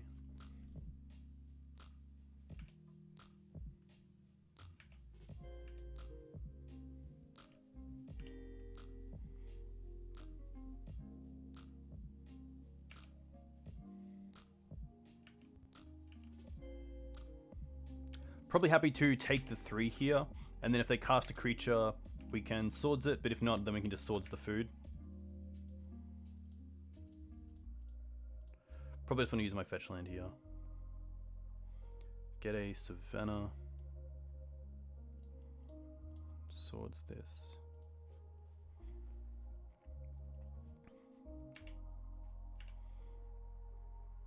A knight would be really nice right now.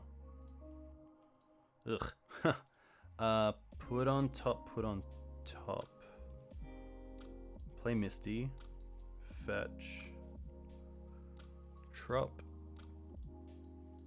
Draw a card. Draw a knight? Okay. Alright.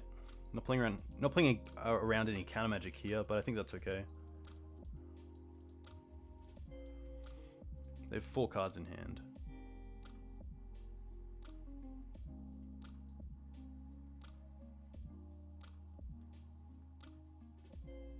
Daze is okay.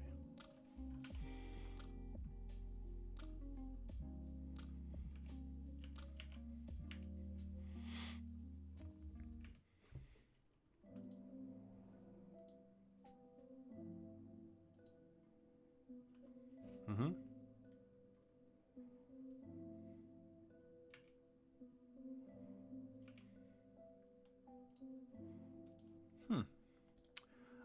Put on top, I'm going to pay for this.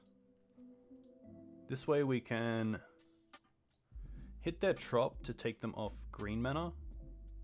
They don't float, so now we can just cast Oko. And probably just tick up. I could hit the Dreadhorde, but then they can swing back and kill the Oko. I probably just want to put this to 6. I guess that doesn't do anything if they have Bolt after Ponder or Brainstormer in hand, because then they can still swing for 3 and Bolt, but I think that's okay. Turning off the Dreadhorde does seem nice though, but then it's a case of having to deal with multiple 3/3s.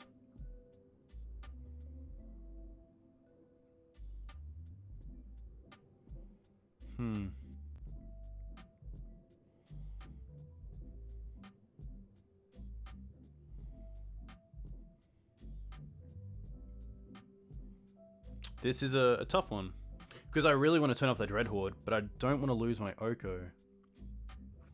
We've already lost 1, so we have 1 more in the deck. Which maybe losing the Oko is better than them getting the ability to flashback a Ponder Brainstorm.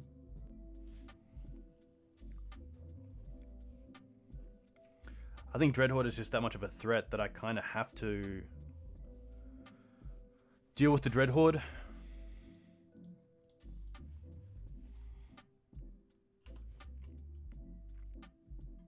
It's tough though. We've also taken them off green mana, so hopefully that stalls them for a little bit as well. Because now this forces them to use an actual Brainstorm instead of flashback one with the Dreadhorde Arcanist.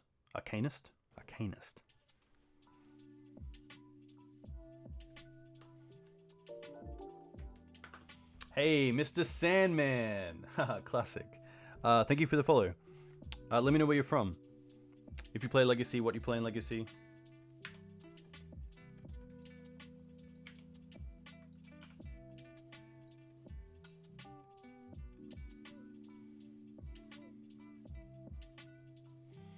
Alright, what do we find? Dark Depths. Night.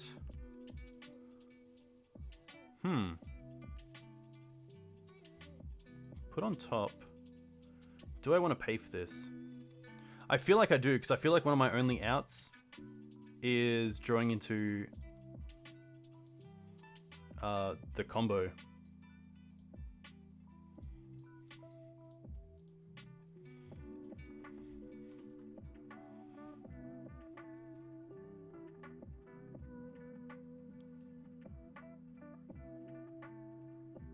Rough. Actually, I think that's just game. Unless we draw into Uro.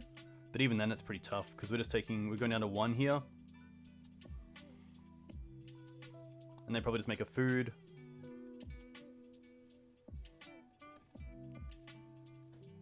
Surgical Knight's okay. That does mean that we're more likely to find Uro or Thespian Stage. But Thespian Stage here is too slow because they have more than enough attackers to actually just get through next turn as well. Oh, they have a Bolt. Okay, well, they don't need anything. Alright. 1, 2. But yeah, just too slow there. The Mox Diamond start was nice, but we didn't really have any pressure to go with it, which is kind of unfortunate, but not too bad. Did have a Swords to Plowshares, which was nice, but maybe we needed to keep a hand or just try to get a little bit more aggressive with that Plague Engineer. Because it did just sit in our hand for a while, where maybe on Elk it would have been doing a lot more. Up against Reggie B. On the draw as well. Huh.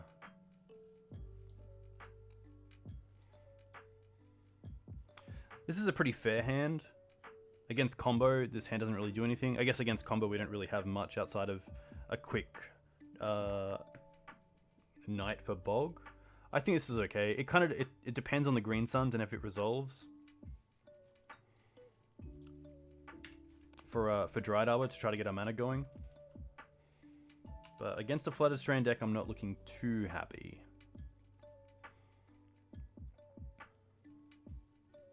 Interesting. They're brainstorming in their main phase, and they don't know what we're on.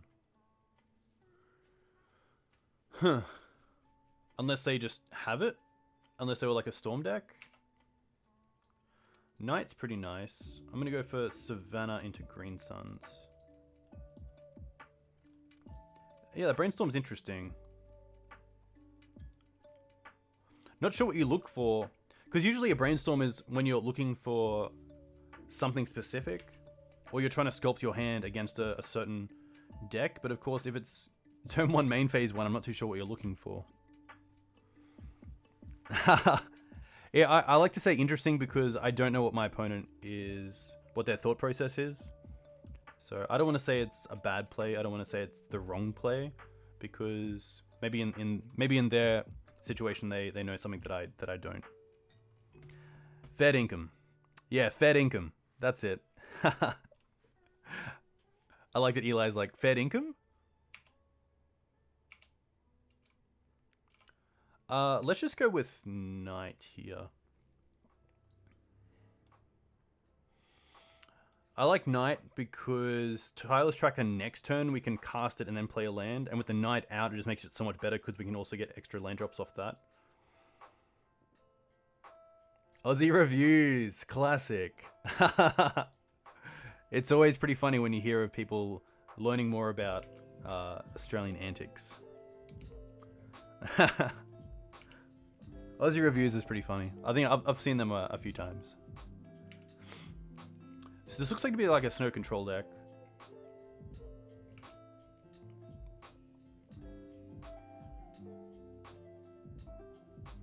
I'd love to see a dual land here, because then at least we have a Wasteland target. Huh. This could just be like Dead of Winter. Interesting. They're not doing anything? That's very interesting. What does this mean? They could have Ice Fang Codal up. I think that's okay. Dead of Winter is a little bit scary, but I think we can play around it pretty well. I'm just going to pass back. And try to get a bunch of clues going. That's fine. We can also Blast Zone for 2 against this deck pretty well.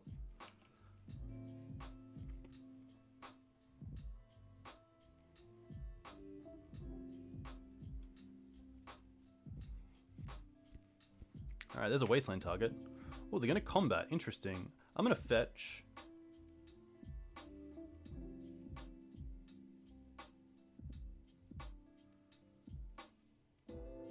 They don't do anything. I'm just going to get Trop.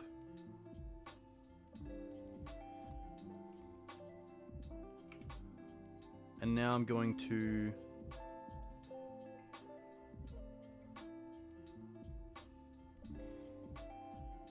sack the Trop for Wasteland. Doing this in the combat steps, they can't cast anything at sorcery speed.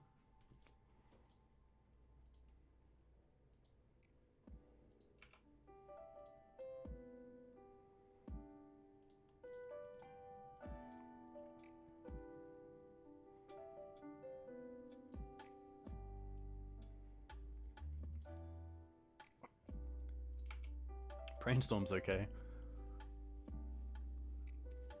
Flat out like a lizard drinking. Haha, classic. Spready to the gods.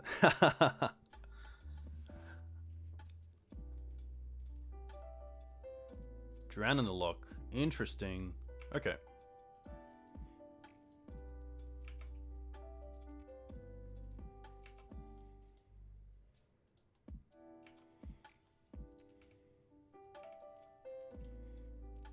Swords is pretty nice.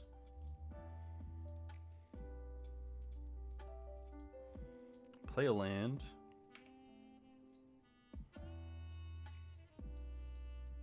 Crack a clue.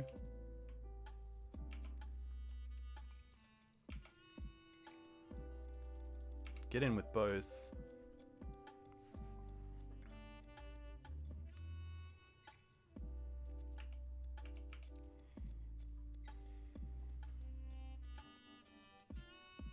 Leovold's fine. I wonder if they have Swords to Plowshares as well. That would be pretty brutal. Okay.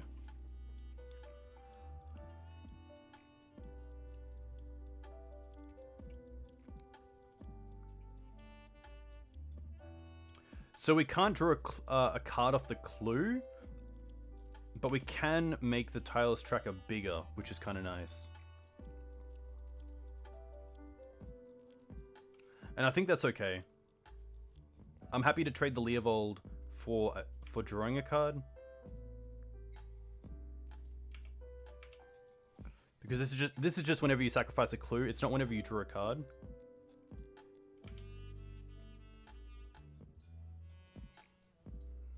Huh. Alright.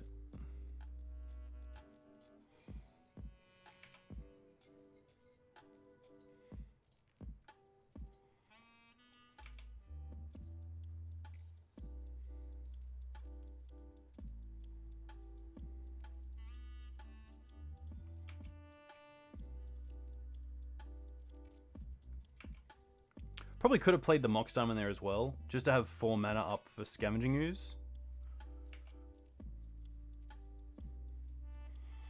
Which, I guess because of the land off the Mox Diamond, wouldn't have stopped... Oh, maybe it would have stopped Drowning the Lock on Tireless Tracker.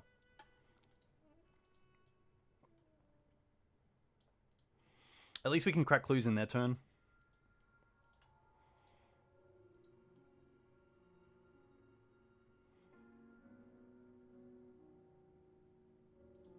Decay.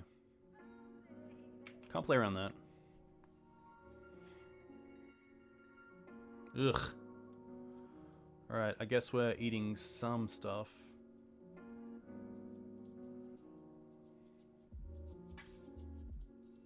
Probably just that, and I want to draw an extra card.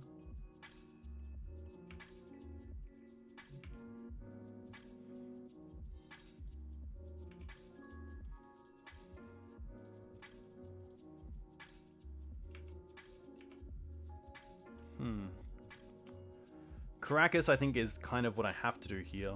Unfortunately, it does draw my opponent a card, but I kind of need to just start getting a little bit more aggressive.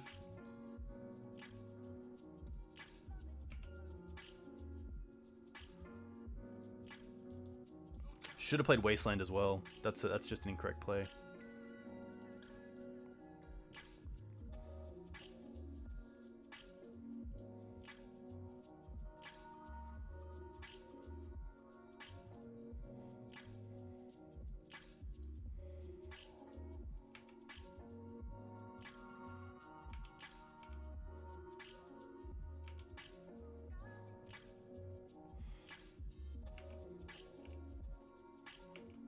Just the one league.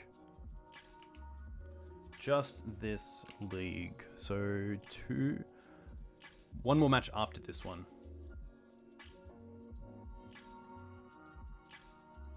I guess we don't really have to draw in response. We're only drawing once a turn, so this is fine.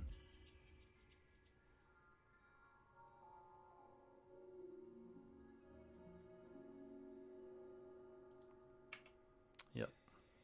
It's a great reason to Wasteland as well.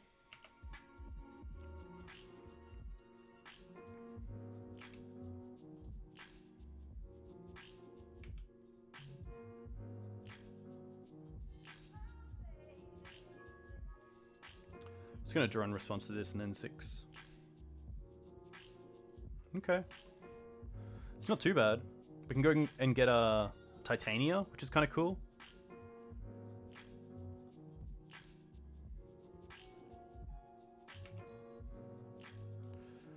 Okay.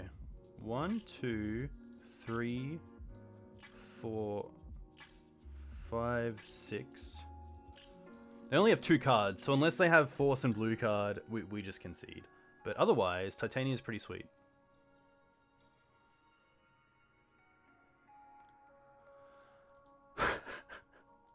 Yep. Alright.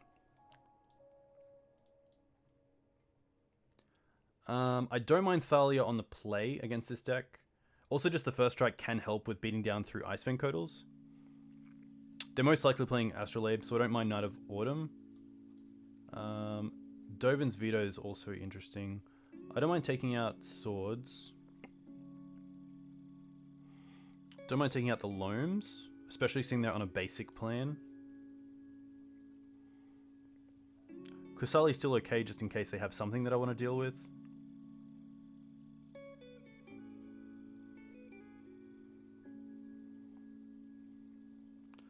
Maybe this isn't a deck where I want all 4 Mox Diamonds.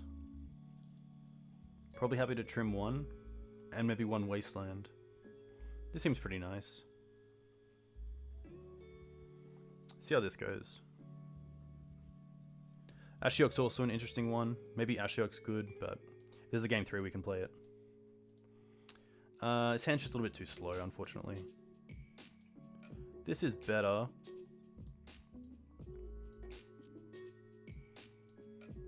Probably bottoming Titania here. And I'm just going to go for Bayou Noble.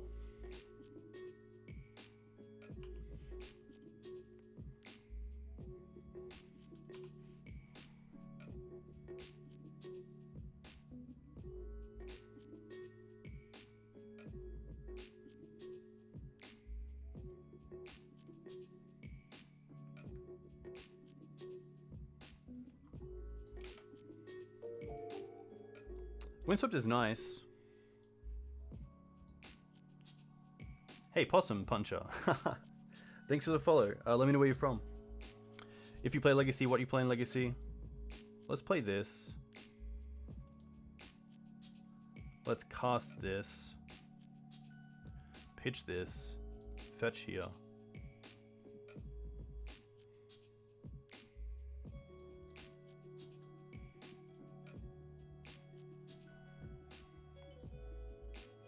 Draw a card. Dovin's Veto.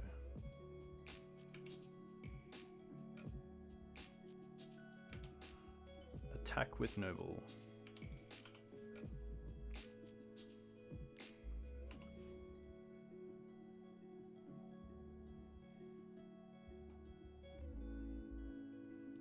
At least Veto is quite nice against their 3-mana walkers on the play.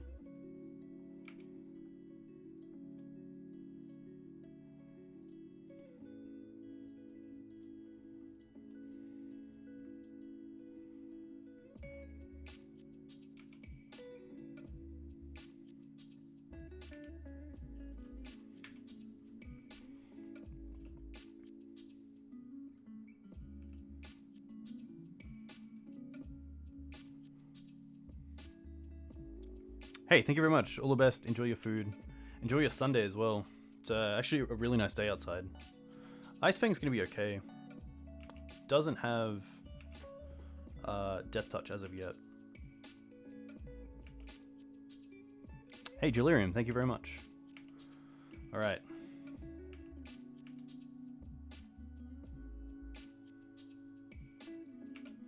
Fetch is nice.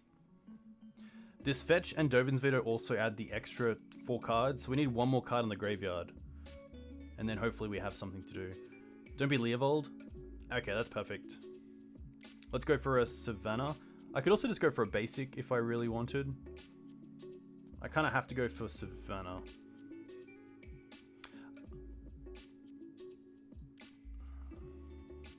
I don't, but I think this is fine.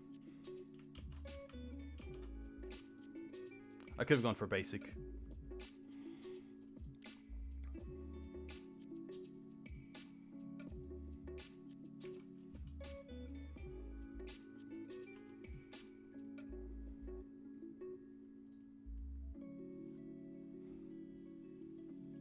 Hey, Delirium, not at all. I hope she is. I hope she's doing okay.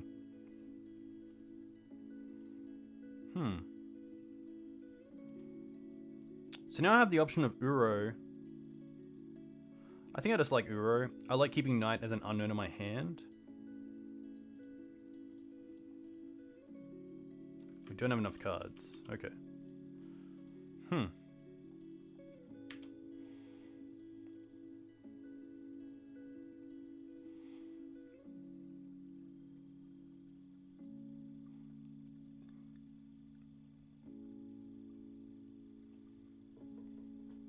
Nice, that's great to hear.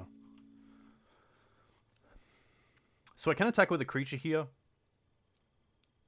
to get an extra card in the bin, which I don't mind. It kind of forces them to block with the Ice Fang. If they're taking 4 here, it's definitely a lot more than just taking the 2 off the Noble.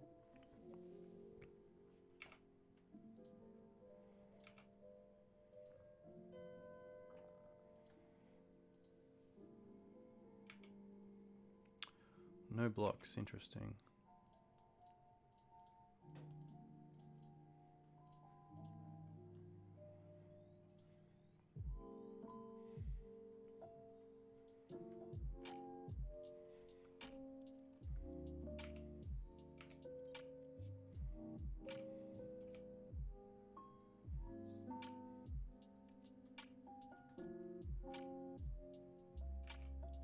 Prismatic probably just getting a basic planes here for a Swords to Plowshares. No, okay. That's nice for us. Dead of Winter's pretty good though. Yep.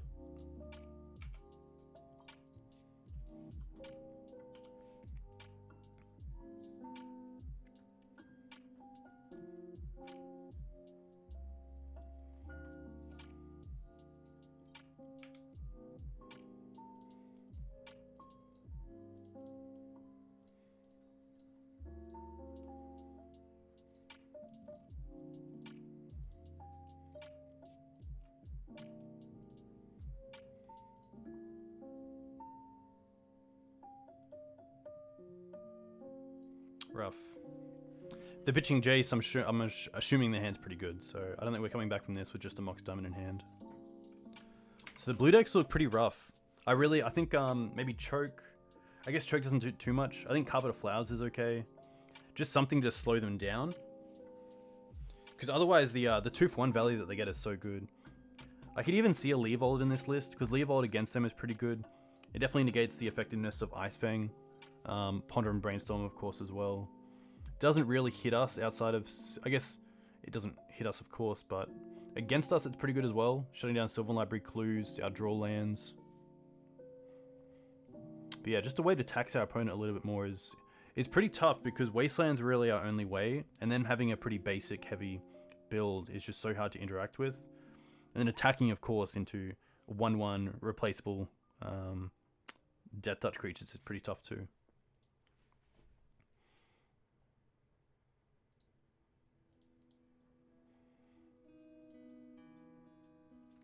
On the play against Bozida. Can't keep this. I'm not going to keep a 1-lander with a Mox. This is better. Keep this.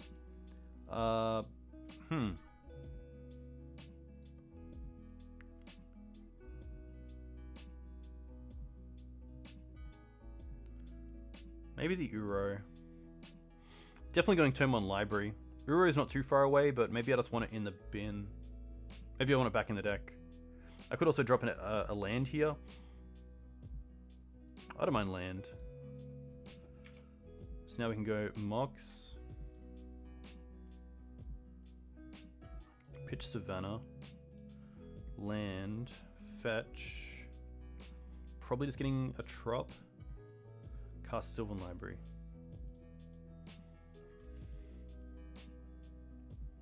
Nice.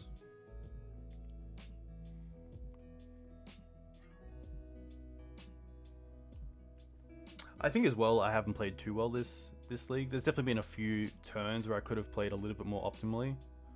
Just the one turn that just kind of has a butterfly effect on the following turns is pretty rough. So Mountain. Lava Spike. Okay, well I'm pretty happy that I kept Uro then. Let's be honest. Land and... Ooh. Mox isn't the worst. I'm going to put this... Mox is pretty good, actually. Put on top...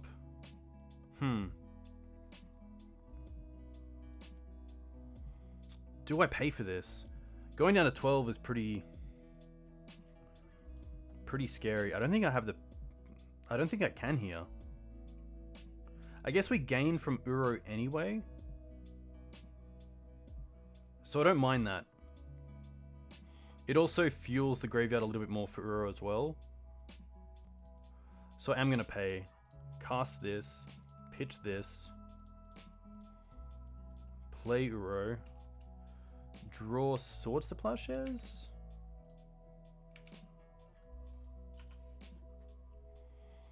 This also means a fetch land allows us to put Uro back into play.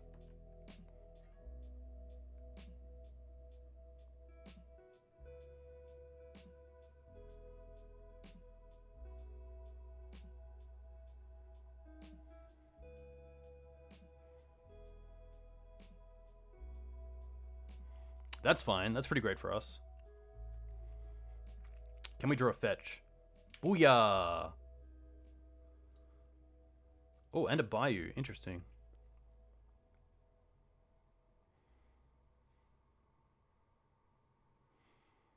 Oh, we actually need double fetch. My bad. My bad. Asking you shall receive. I think we're just going top and top. Play this. Play this as a 3/4 and then hold up Swords to Plowshares.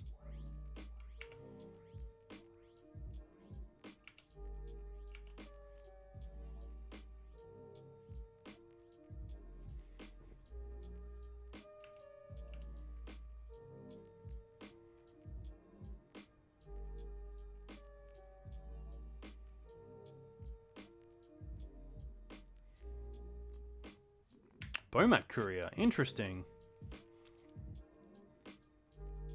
Bojuka's going to be fine. Happy to block as well. Because then if they try to kill the Reclaimer, I think I'm actually happy just gaining life by swordsing our own Elvish Reclaimer. But it looks like they're just going to pass. Now.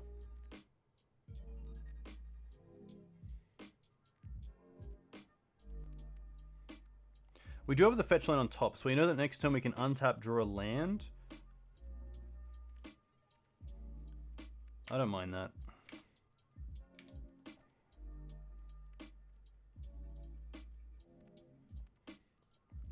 Put on top, put on top. Fetch once. Just get a basic. And I can get a basic of this as well, which is nice because it plays around price of progress and it also means we can just hold up Swords to Plowshares. So let's go blue, blue. Green, green, Uro, 1, 2, 3, 4, 5.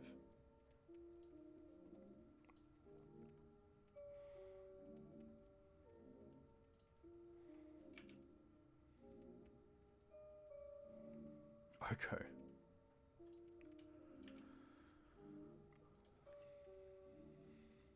Now I don't mind just keeping back the Reclaimer here. Because if they draw another hasty creature, I probably just want to chump block.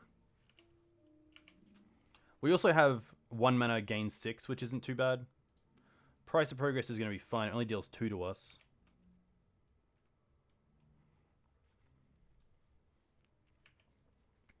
But even though the Sylvan Library isn't the greatest against burn, the Oko and the Uro are very nice to have.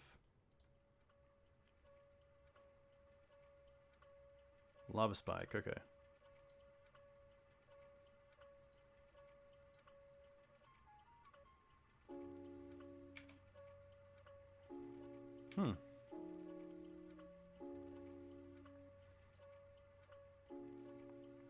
They have 3 cards in hand, so they can definitely win in response to a swords. So I kind of want to keep the swords until they try to kill us for lethal. Or deal lethal to us. Our best draw is probably a land, so we can play Oko, tick up for a food, and then just hold up the food and swords. They're going to attack. Okay.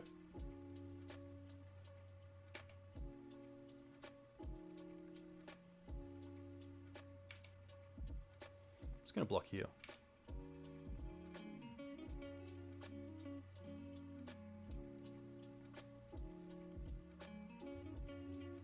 Fire Blast. Us.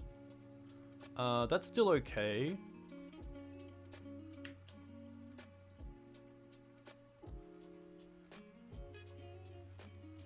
They're going to try to Fire Blast us again. Well, now we can respond by Swordsing Uro. They have 3 mana left. I don't think they can deal 3 with 1 card in hand and 3. Because even the 3 mana Uncounterable is a sorcery. Price doesn't do it.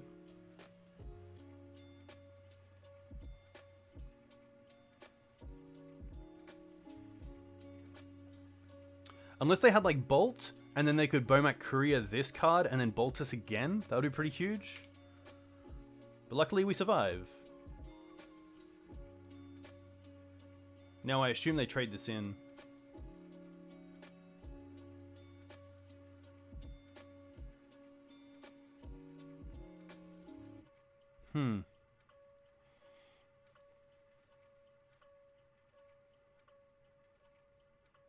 Opponent is definitely thinking.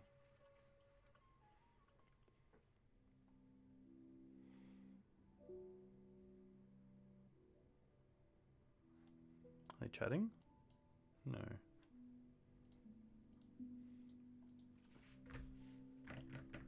Still not out of the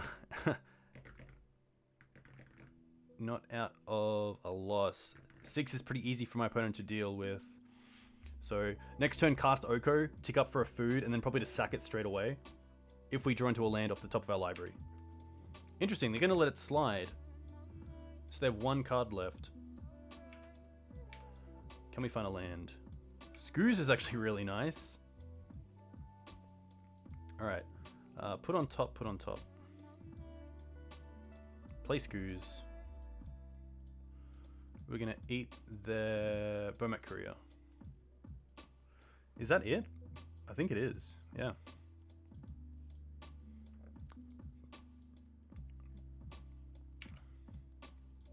I guess then we can just hold up Reclaimer.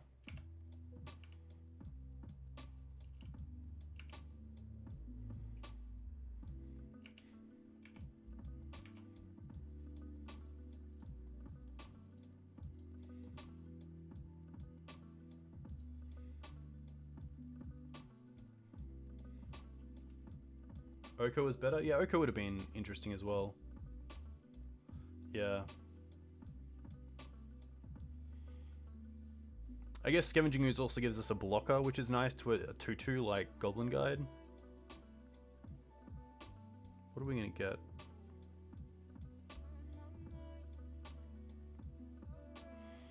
Interesting. We could actually go for the combo. So we could get Thespian Stage here.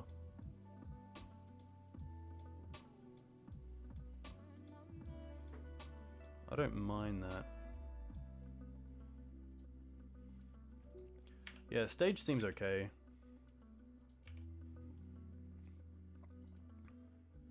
Mox is really nice, but we can't really draw an extra card. Put on top, put on top. Play a waste.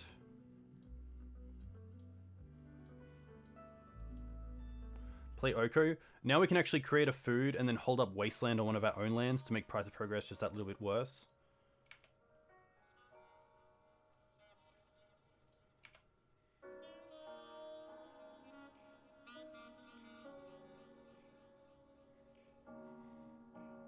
How do we lose? I think we lose to like Bolt, second land, Bolt, Fire Blast. That doesn't do it. So maybe I can actually attack with both here. Play it safe for now. Maybe just a little bit too safe. Because by wastelanding our own land, we make the Elvish Reclaimer a 3/3. But maybe I just want to get a little bit higher than just 7.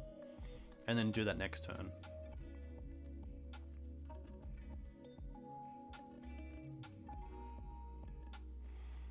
Yeah, munching food should get us out of range, which is nice.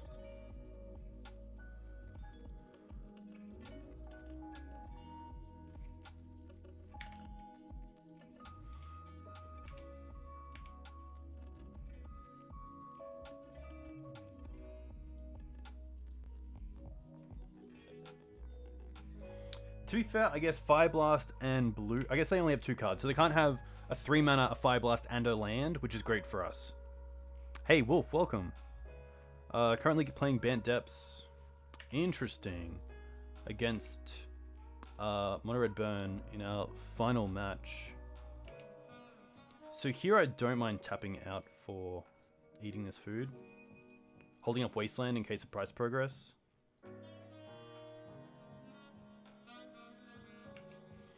Alright, that's pretty nice. We could have made the 2020. Yeah, we could have made the 2020.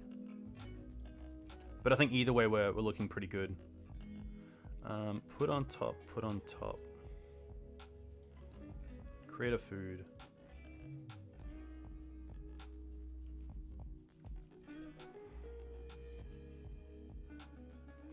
I guess, yeah, the 2020 does just end it, which is nice, but here we still get to play Knight.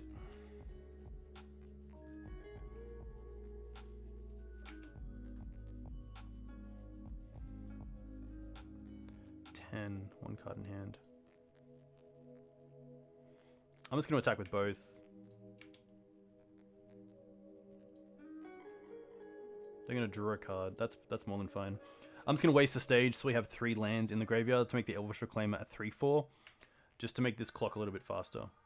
Also at 10 life, I'm happy not having the food up. I think it's fine to put them down to lethal next turn with all our creatures. Also leaves a mana open for Scoos if relevant. Goblin Guide's fine. Probably happy just to take this as well. Interesting.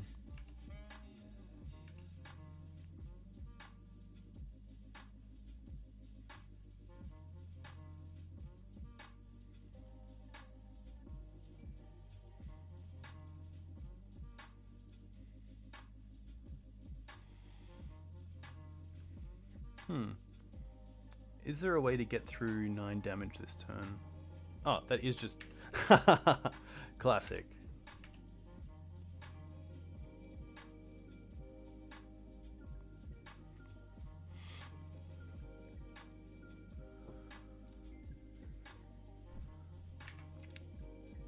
All right. Always nice to win game 1 against Burn. Sideboard, there's not a whole lot. I don't mind Dovins, I don't mind the Knight, I don't mind the Thalias, even though they're a little bit slow. Force of Vigor is actually pretty nice as well because it hits Eidolon and Sulfuric Vortex. We can definitely take out the Sylvan Libraries. Tireless Tracker is probably a little bit too slow. Loam's probably a little bit too slow as well. Go down on the Bog. And maybe just Titania, just a little bit too slow. I think this is pretty nice. Plague Engineer doesn't do too much. I'd rather just have a big creature. It kind of does the same thing. Tabernacle I don't think is worth it either. Ramunap's interesting. Ramunap allows us to get back some lands that we might want, like a Dryad Arbor. I think Ramunap's okay just because it's a 2/3 as well, so it blocks Goblin Guide and Eidolon really well, and also makes your opponent have to pump their Monastery Swift Spears pretty high. Scoos is nice, so like life gain, life gain, life gain, life gain, life gain, life gain. Yeah, I think this is okay. I don't want to sideboard too heavily, but I think these spells are all relevant. Thalia is nice because it taxes them on the ground and on the stack, which is nice. I mean, having a 2-power first striker is just so good, and it doesn't put us behind too much. Sylvan's interesting. Of course, you can't be too aggressive with it, but it is nice to use it like a just a ponder each turn that you can't draw off.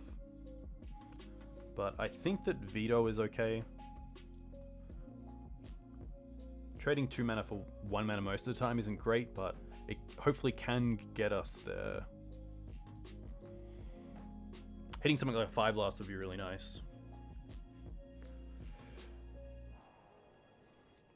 But yeah, Sylvan's always nice, even against the Delver matchups where they can be pretty aggressive. I think it's still okay to have in the deck just because you can get to a board state where you can actually take the extra lands off it, which is pretty cool.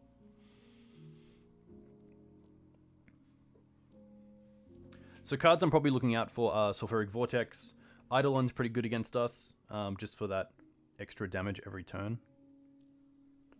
Yeah, if it's saving you 3 life, that's very true. One thing it can't hit. I don't know if my opponent would have brought in the 3 mana Uncounterable spell if you have Spellcraft. Exquisite Firecraft, I think it's called. This is an interesting hand. I think it's okay. We have a pretty good turn 1, turn 2, turn 3. So I'm going to keep this. And then Green Suns for like Night of Autumn on turn 4 is pretty good if the Thalia isn't around. If it is, we have to wait a turn, but I think that's okay.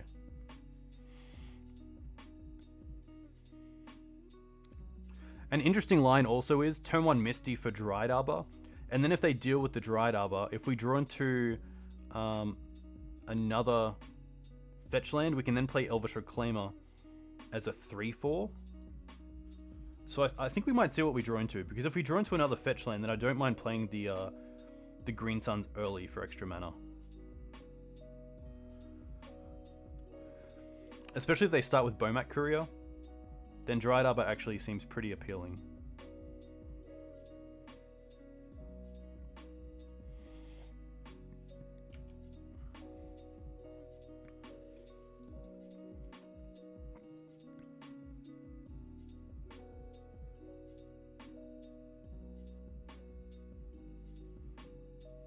Just gonna 6 here. Goblin Guide, okay. High chance of drawing a land here, which is nice. We don't. Knight of the Reliquary, okay. I'm gonna fetch for a Savannah to get white mana, and then just Green Suns.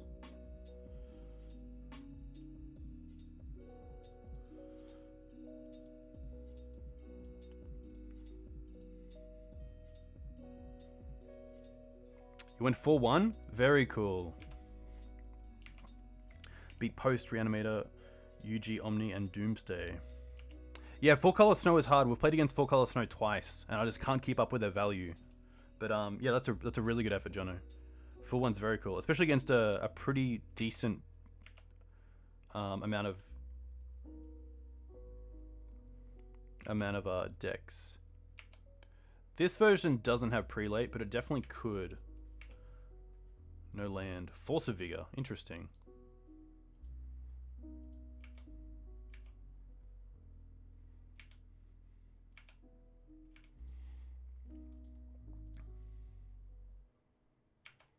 Light up the stage is okay.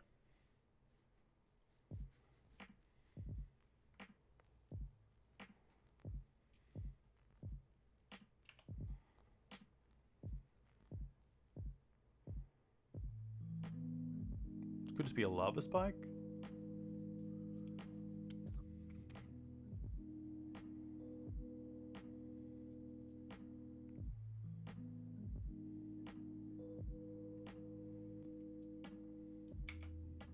Interesting, just a pass. Force.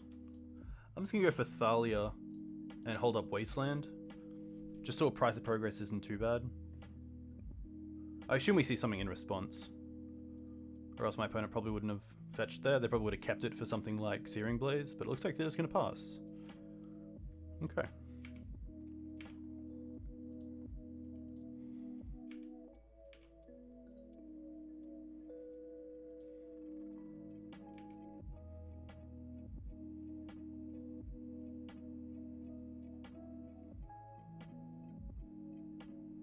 Chain Lightning.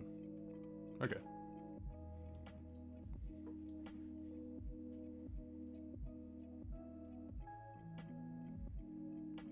Three mana hitting Thalia is a bit of a win. It also means that Scooze gets that extra 1 card that it might need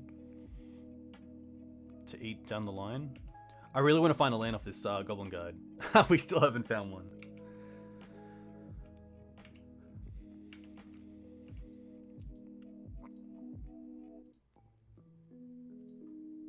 Rift Bolt, okay.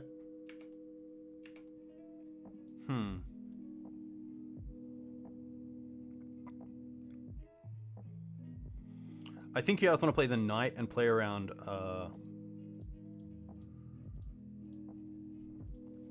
Price of Progress. This also means next turn we can play the Uro and the Elvish Reclaimer. Night of Autumn's nice, but it means that a price of progress would be 8 damage, and I really don't want that to occur. So if they go for the Night here, I'd be pretty happy. Because then we can just Wasteland ourselves.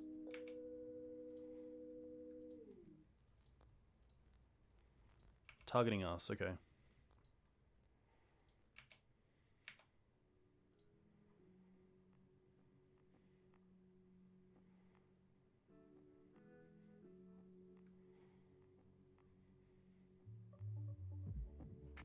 Uro might even be too slow.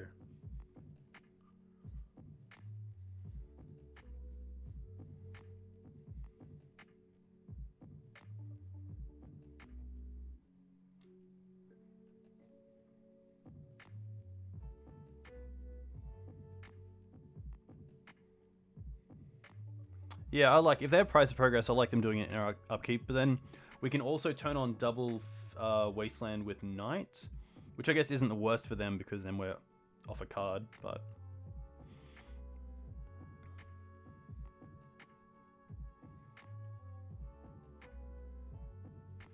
Green Suns for Screws gains us 1 life off the Thalia, but it makes us lose a life off the Waterlogged Grove.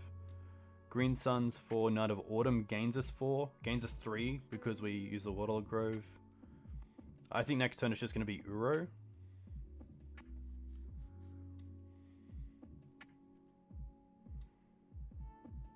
I mean, if they tap out for like Eidolon or Sulfuric Vortex, then I'm pretty happy because we have this Force of Vigor. Which I'm most likely just pitching the Green Suns to, holding the Uro and Elvish Reclaimer as threats. And then we can also hold up Night as just a massive creature.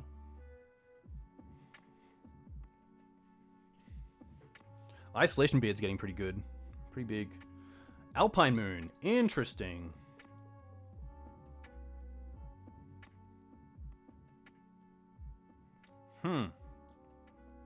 This is actually fine because we can force it if they try to do something in response.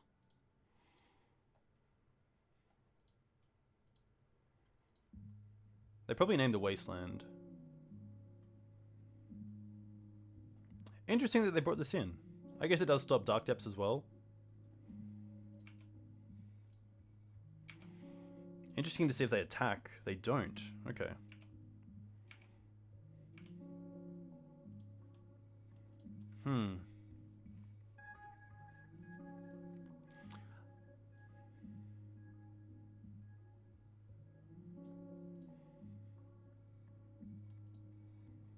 I still think Uro here is just best.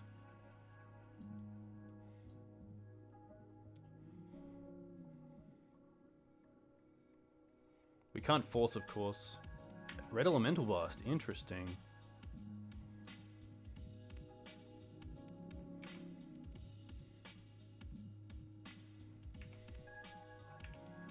We can only force for free in their turn, so I hope they... Okay, nice. That's pretty good.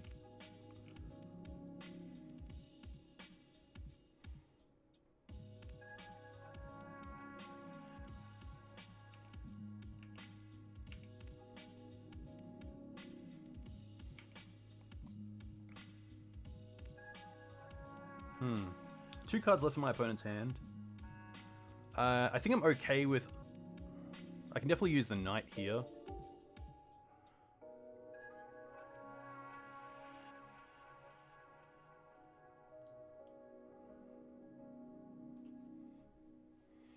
Oh, I don't mind Blast Zone. Blast Zone for 1 is pretty interesting.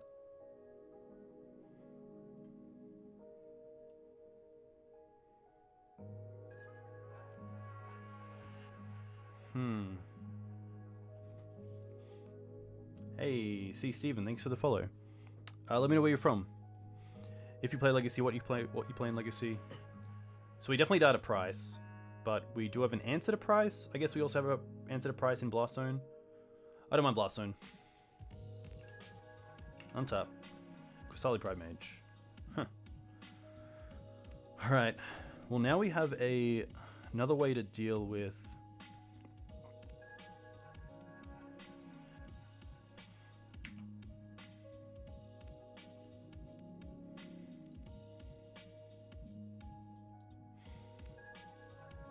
think again here it's just pass. Can I play the Pridemage? I can't really. I can if I want to tap the knight, but I think here we just want to pass turn. Hold up the force in their turn. I guess we could have also gone for Dark Depths if we really wanted to.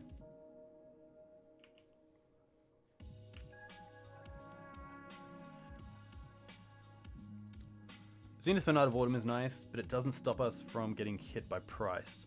And I guess, as I am delaying this as well, they're obviously being able to... They're in a position where they can just keep getting closer and closer to price of progress.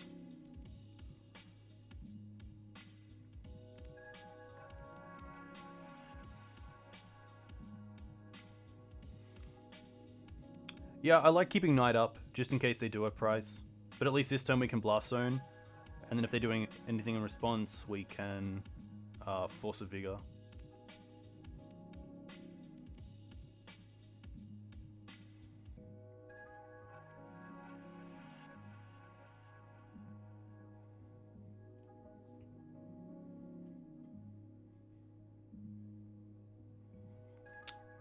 Three or four? Three. 1, 2, 3. Huh.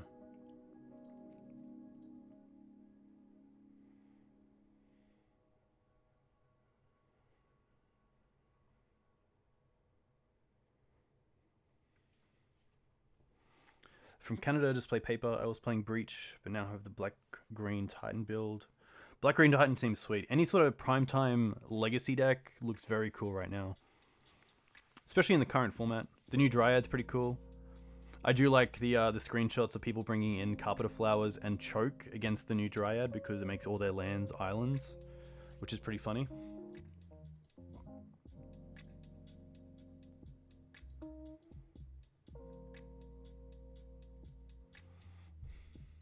How does Delver go against Titan?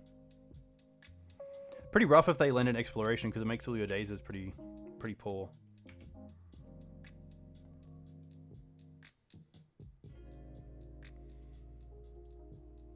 I think here we just Reclaimer. If we Reclaimer for depth, sack this.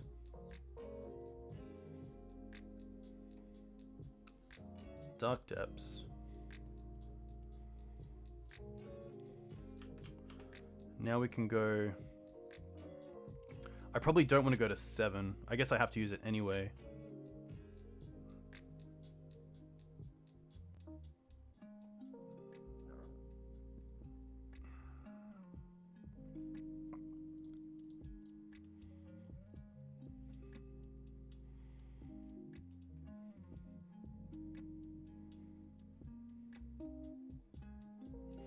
I guess they have 3 cards in hand. So if we want, we can go to 7. I want to keep the Wasteland up because if they price us, I want to force in response on the Alpine Moon. So I think I have to go to 7.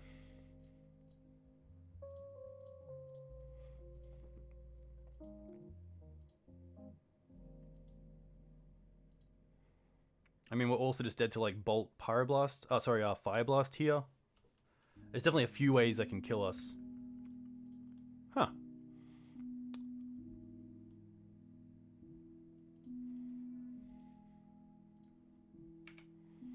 Interesting. Just gonna go straight to attacks here.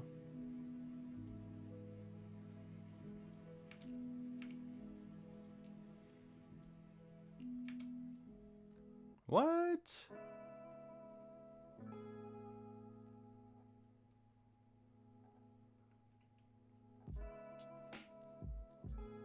Interesting. So, opponent didn't have anything. 3 cards in hand as well, and we're on 7. There's so many 2-card combos there that just kill us. Interesting. So we ended up 3-2. Going down to Snow Control twice. Beating Death and Taxes and Burn. And there was one more deck. Rug Delver. Went down to Rug Delver.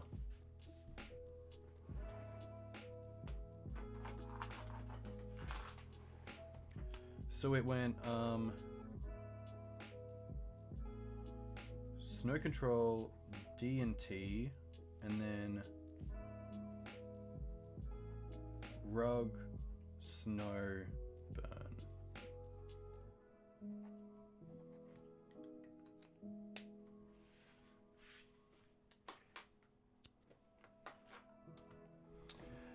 Yeah, I guess luckily we had the Force of Vigor, so our play plays around Price of Progress because we can force the Alpine Moon in response, and then Wasteland ourselves to take us off 2 non-creature spells, and Price only deals 4, which isn't too bad. But yeah, the deck definitely seems pretty tough against Prize of Progress because we do have a bunch of non-basic lands. The deck felt sweet. I would love something for this Snow deck, because that deck's really hard to beat on this. They just outgrind us so well. I feel like a Leovold in here wouldn't be too bad, especially since we're already running the Bayou. I think Leovold would be really nice. I think we can probably trim between Tireless Tracker and Titania, just keeping one of them. But I do like Leovold because it's a great card right now, especially with the amount of Wastelands in the format, the amount of Brainstorms and Ponders. It's also just great against Icefang Codal. I guess not really because they still draw a card off it in their turn, but yeah, I think Leovold could definitely see its way in this list somewhere. It's got the mana for it already, and having it out on turn 2 is pretty nice as well. Yeah, this is pretty much BANT depths, but it does have some black in the sideboard. We can also cast things like Leyline and Ashiok off black mana, which is really cool. This is pretty sweet as well. Maybe some sort of extra planeswalkers in the board. Thalia is pretty interesting. Could play some other cards. There's other, like, Gadok Teague isn't in this list. Some people are trying out Lavenia in the board. But I do like the shell. I think the shell is really nice.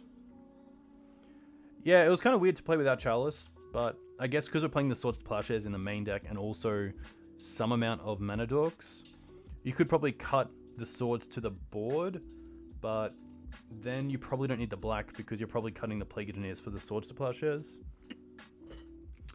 But this is, yeah, it's a really interesting build, and it's obviously a build that's got a lot of potential. I mean, Jono went 4-1 with the same list, which is very cool to see, going down to Snow Control as well.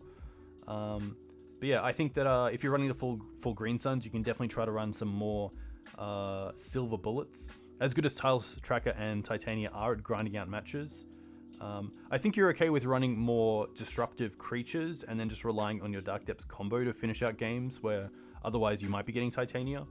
But she was pretty sweet. It is nice to have legendary creatures in this deck that at least have ETB effects, so if they do get Karakas, you do get extra value off them, which is nice.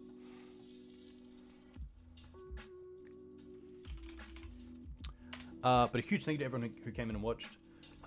Unfortunately not the finish that we wanted, but a very cool deck. And for the first time at 2-3 is average.